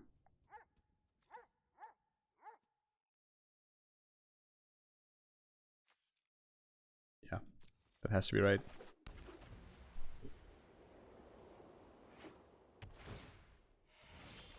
We're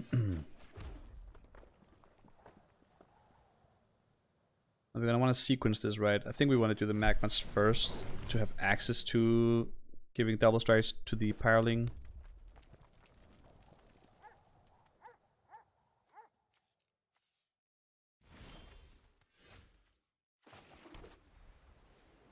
Not sure we get to attack here.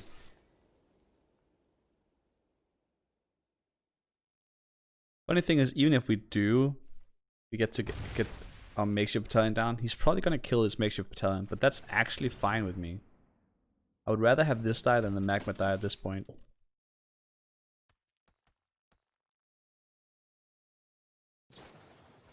Oh, well.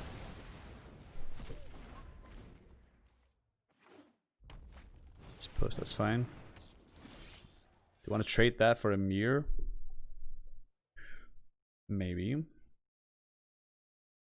Maybe not. Let's just play... Oh, we can't do that. I want to double spell these.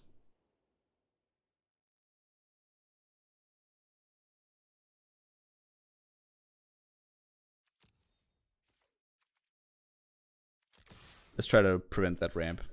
Let's get a Magma. Do you even want to play the Charger? Probably do, yeah.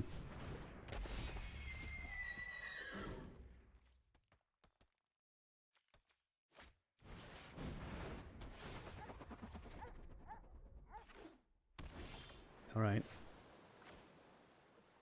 Well, we're just attacking, I guess. We have plenty of things that can make this an actual attacker, so let's just go this way first.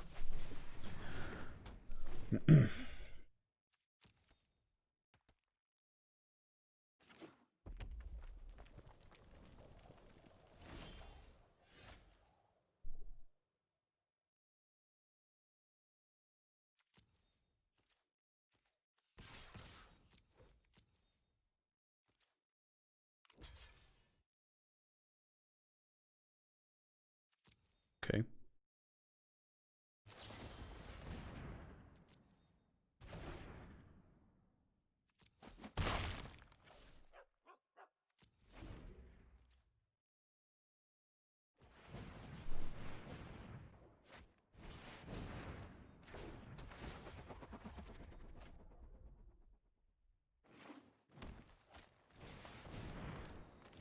A relevant blocker, oh no.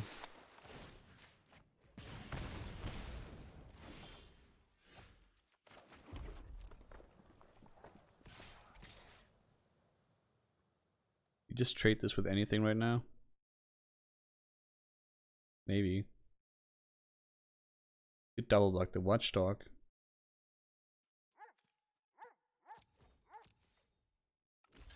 I feel like I can't really trade off that one for free. I want to get the Larcenist here. 5 damage to you.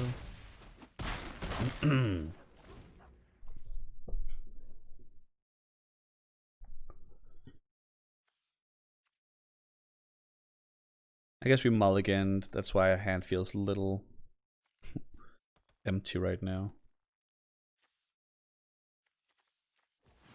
It recurs Sky Scanner. He's not under as much pressure as we'd like him to be.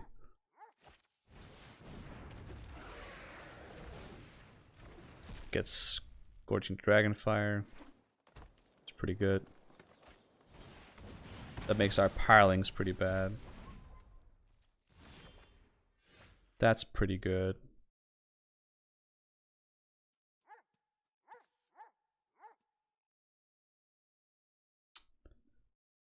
We can even activate both modes here.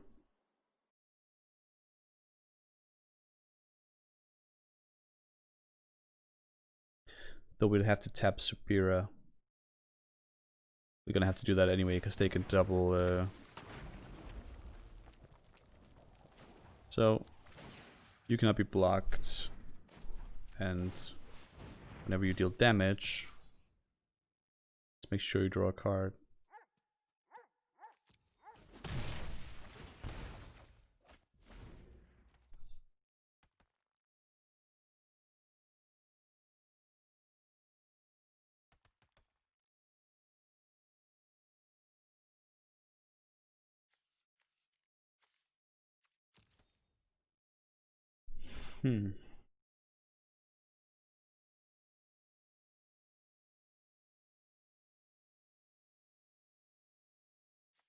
Tulsidi Caravaner. Oh, you did not bounce my whole board. I probably would have.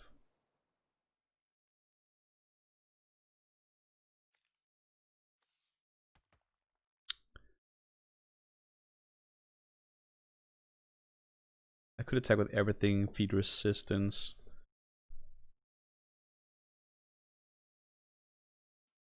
Tricky.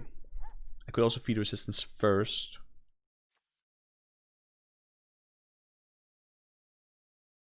Then play Cur and attack with everything.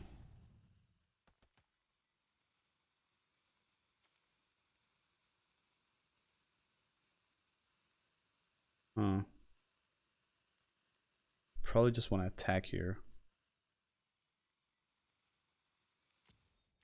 It's gonna be fine.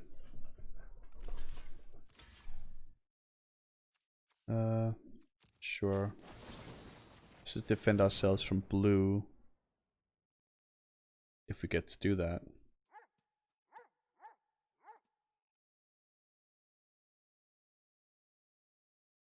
Or red maybe? Is it more likely that he has a bounce spell or a kill spell? Well, if he has one, he's going to use it. Well, we're going to pay 4 to not fail that cast.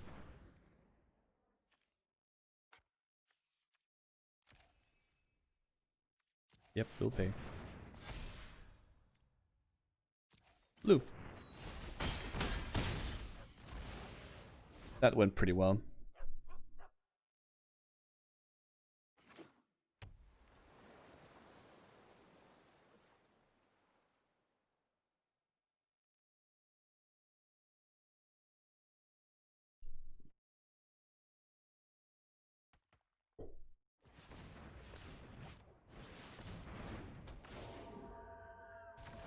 Bounce the haste creature.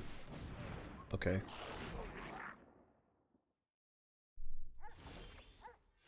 That's very good. That's just lethal, isn't it? Make sure it taps right.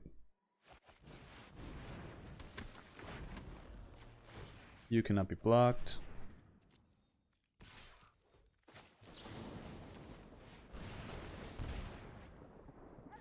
Good game. It's pretty interesting. Do like this deck actually.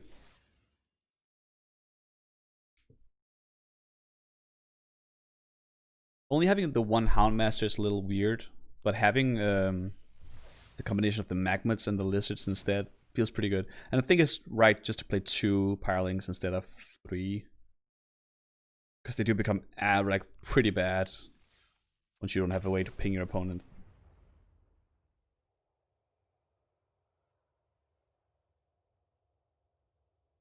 There's a pretty big difference between dealing 1 damage and dealing 2 damage on a 2-drop.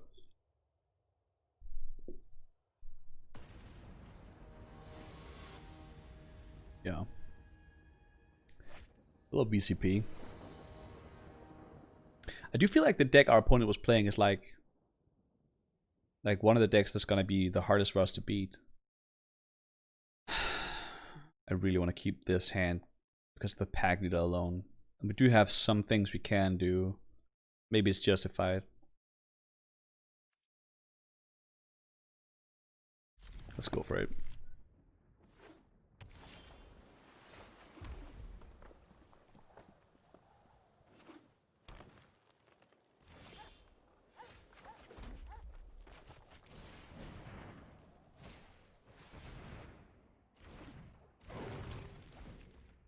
God, I hope this is a mill deck.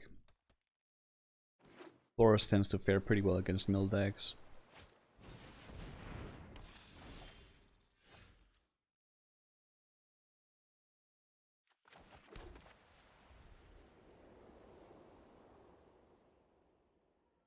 I'm 100% he does not want to trade with that. I'm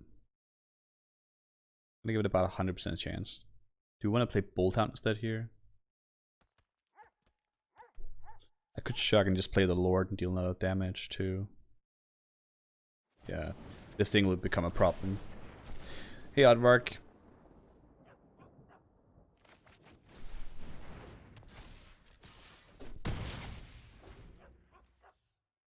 It's a pretty dangerous snake. Pack Leader is such a freaking good card. Yeah, I know. I've been updating myself on the... I have been updating myself. Nicey says, yeah, this is pretty freaking nice, honestly.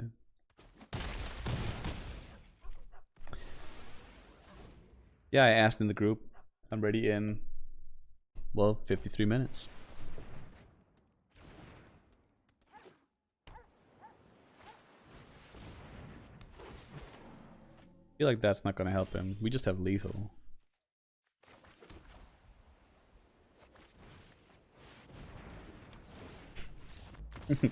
Wow, okay, that felt pretty good.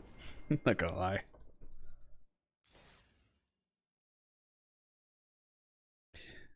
As I said way earlier, like Shock is probably like it's a really freaking good removal spell in this set. There's so many 2-toughness things.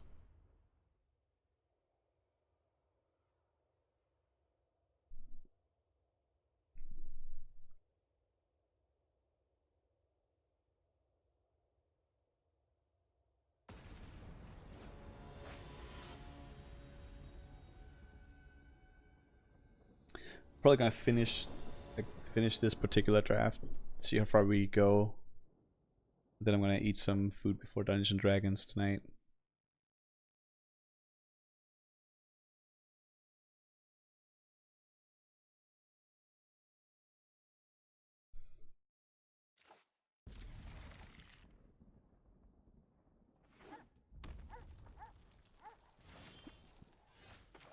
I'll keep this because any land brings us home here.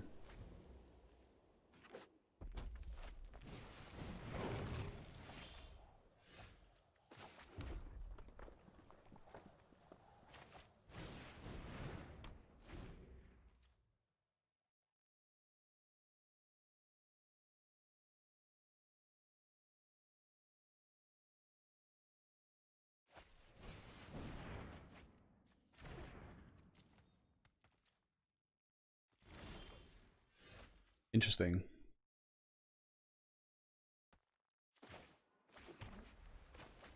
Guess it's Anthem time then.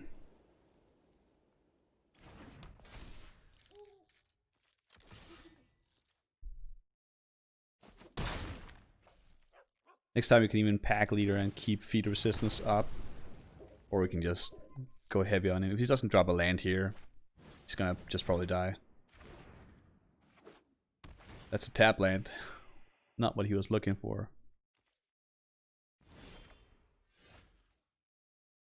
Okay, let's see how we deal the most damage here. Maybe we just play pack leader. Cause he didn't have the Scorching Dragonfire at 2, or he would have used it. So I feel like in terms of removal we're pretty clear. We're just gonna flood the board here. Yes. This is a dog.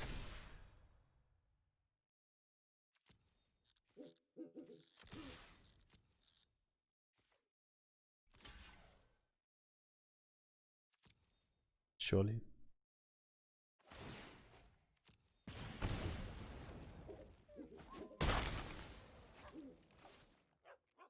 I guess I'm fine if he shocks that.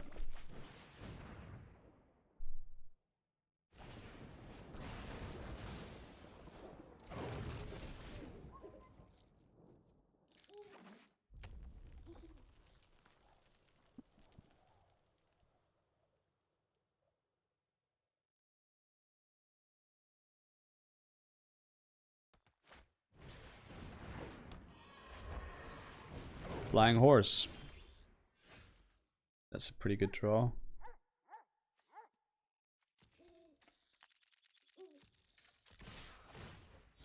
Now my dogs can't take any damage. Pack leader is so freaking good. Let's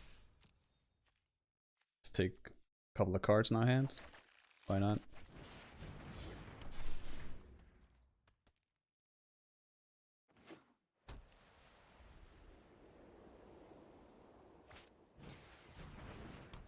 I'm not sure how our opponent can get back from this.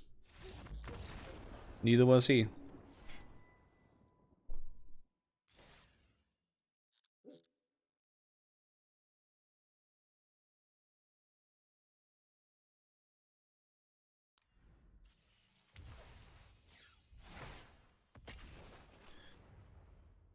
Pretty glad how this draft ended out, I must admit.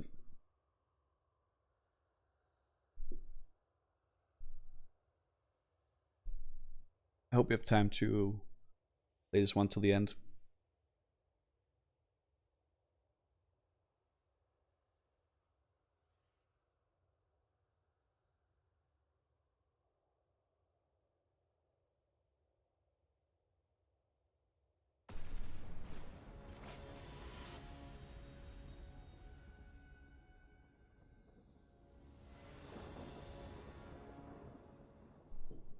I go first with this hand, huh?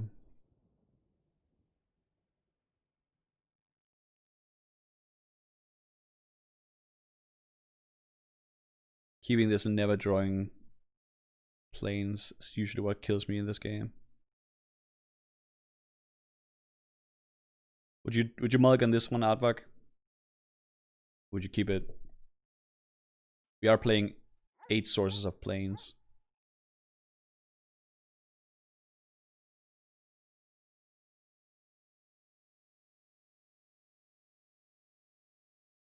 Yeah, me too. I think so. Yeah, I'm pretty happy about that. Just will let go of the piling. Maybe the sword is terrible here.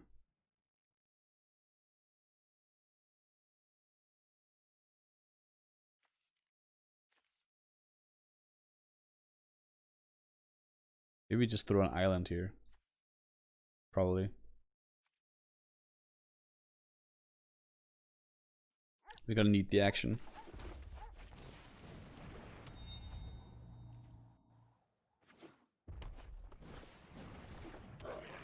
Sure. Arsonist.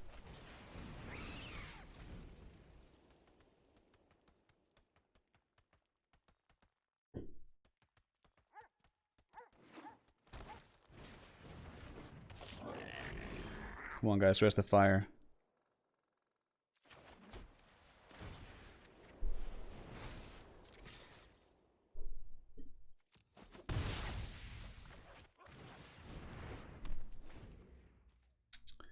He can't take combat damage, but he can still take ping damage from the arsonists.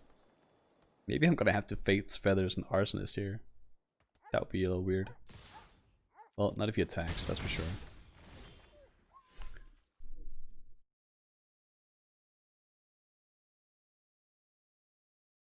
Shock. Hit for 10. I want one more red source before I just do that, I guess. I can shock Short Strike at the same turn.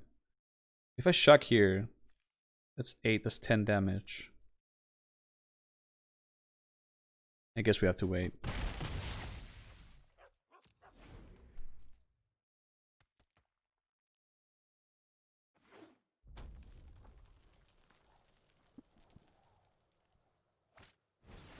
That was so tempting though, I'm not gonna lie.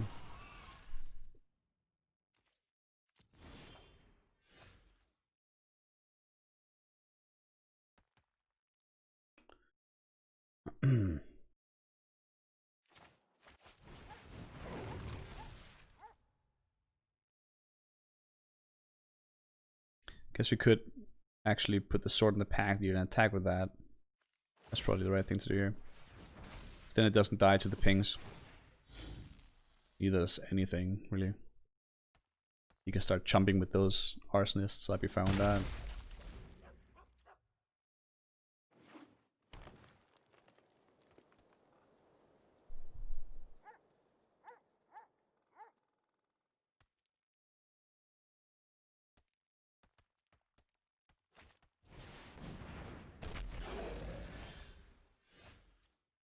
Okay.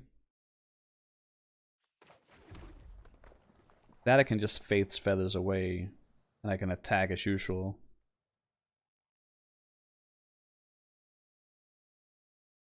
It's probably correct to do I attack with the Magmat though? Maybe I attack with the Pyroling.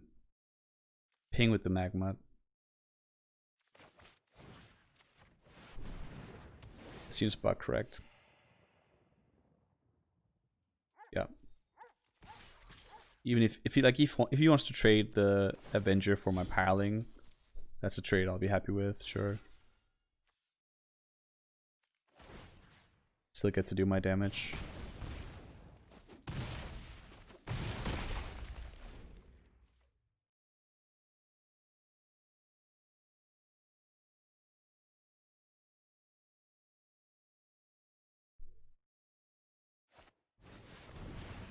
Oh, my sword! No! Fortunately, we're pretty damn close to lethal here. Can't attack through that, but we can just stay back and ping. We have him at an effective 4 right now. That's what it'll be. Gotta play patient for now, I guess.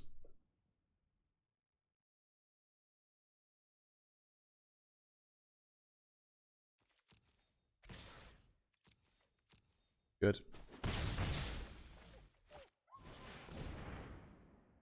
That's really good that we have lethal. You ping him now, we Scorch Dragonfire that away, Sure Strike. Yeah, that's lethal. Dragonfire means exile, that means he doesn't die. It means he doesn't get the cast, the trigger. He has nothing, he already played a land, right? He's in his end step, yeah.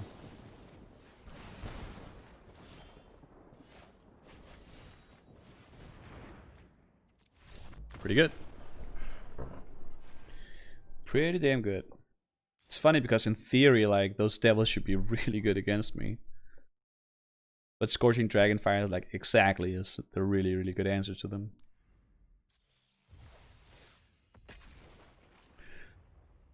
Four 0 so far. Liking this deck a lot. That Packmaster was a gift. It's a freaking gift.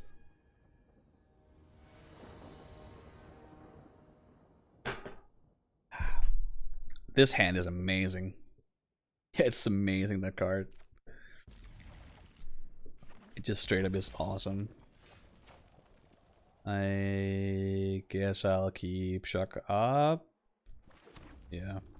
Against something red, I probably will. Well, frick you, man.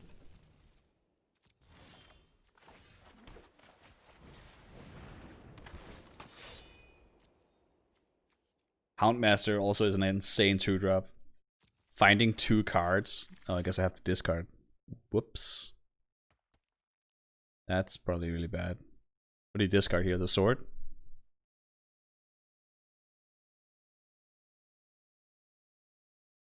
Probably.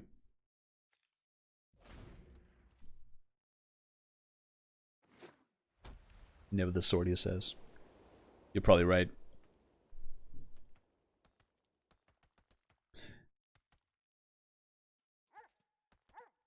Should have just not picked the other watchdog, to be honest. That's just straight up a mistake. Not interested.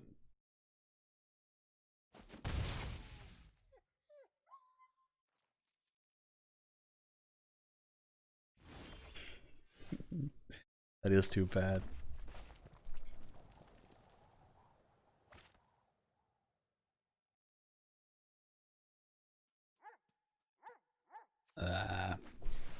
That could be anything. This could be anything.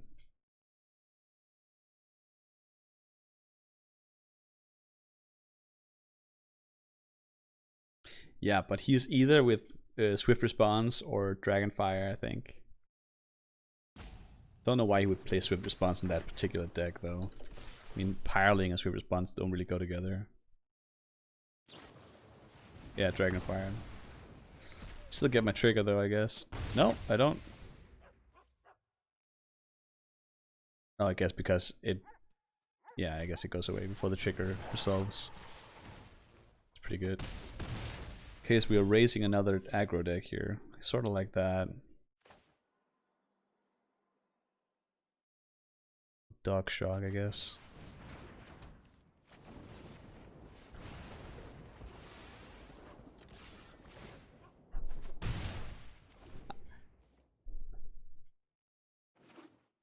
Pretty glad he doesn't have more red sources.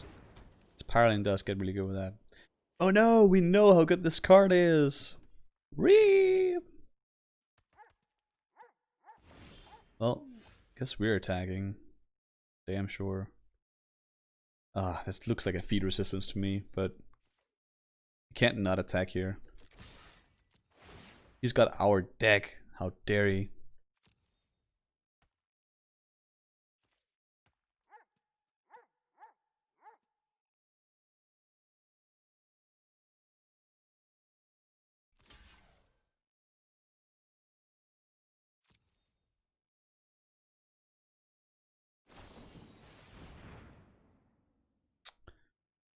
So even if we play Sure Strike, that's not gonna work at all.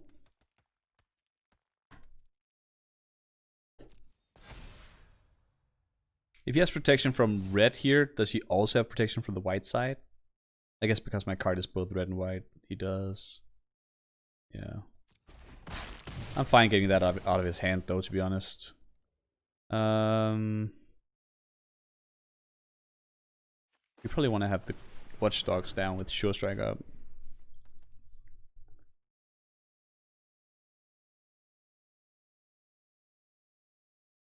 That Pyroling gets scary now though. If he shocks me in the face, that's 10 damage.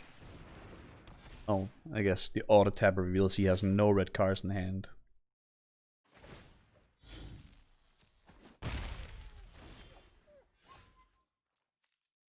Do I want to trade to Swift? Probably do, yeah. I guess I'm fine with that. Doesn't seem to have a lot going on. Would have preferred to draw Glorious Anthem here though. We're left with a board. He's not. That's pretty good. He's no longer in a super good position to attack here. I guess with the Augur up, neither am I. Now he can, of course. Come on, planes. That's not a planes.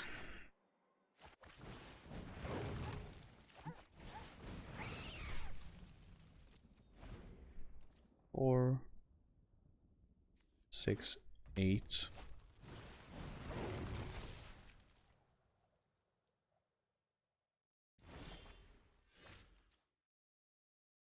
Still not planes, but that's probably fine. Let's just not reveal that we don't have feet here.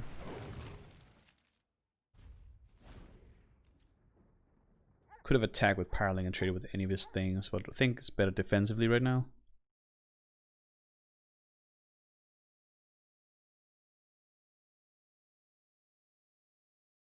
Planes would be really good right now.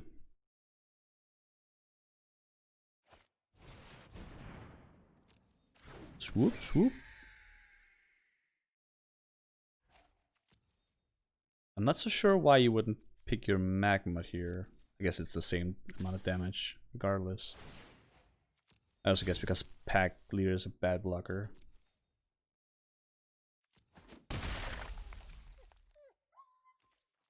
Question is, even if we draw planes here, do we have a good attack?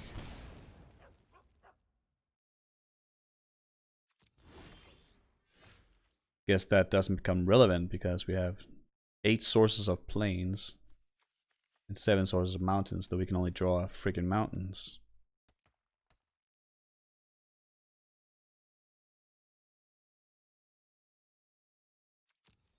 Maybe I just start attacking with Paraling here.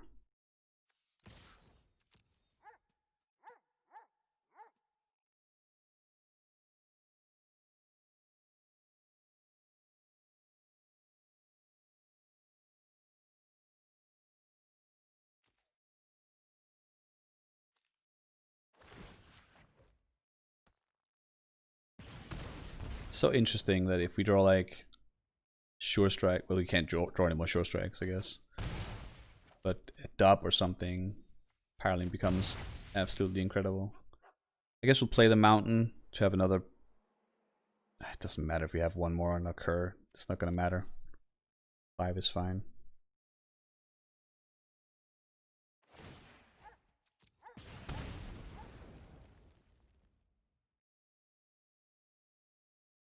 I guess it wouldn't matter if we draw planes next turn, because then we have to play Anthem, and then we can't have 2 pumps for the Cur.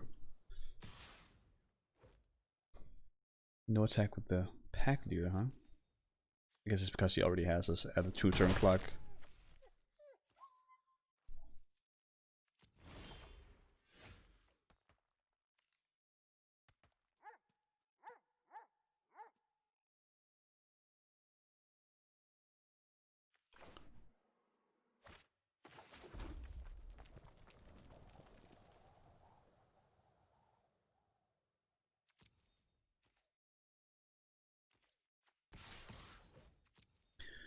I really needed the planes.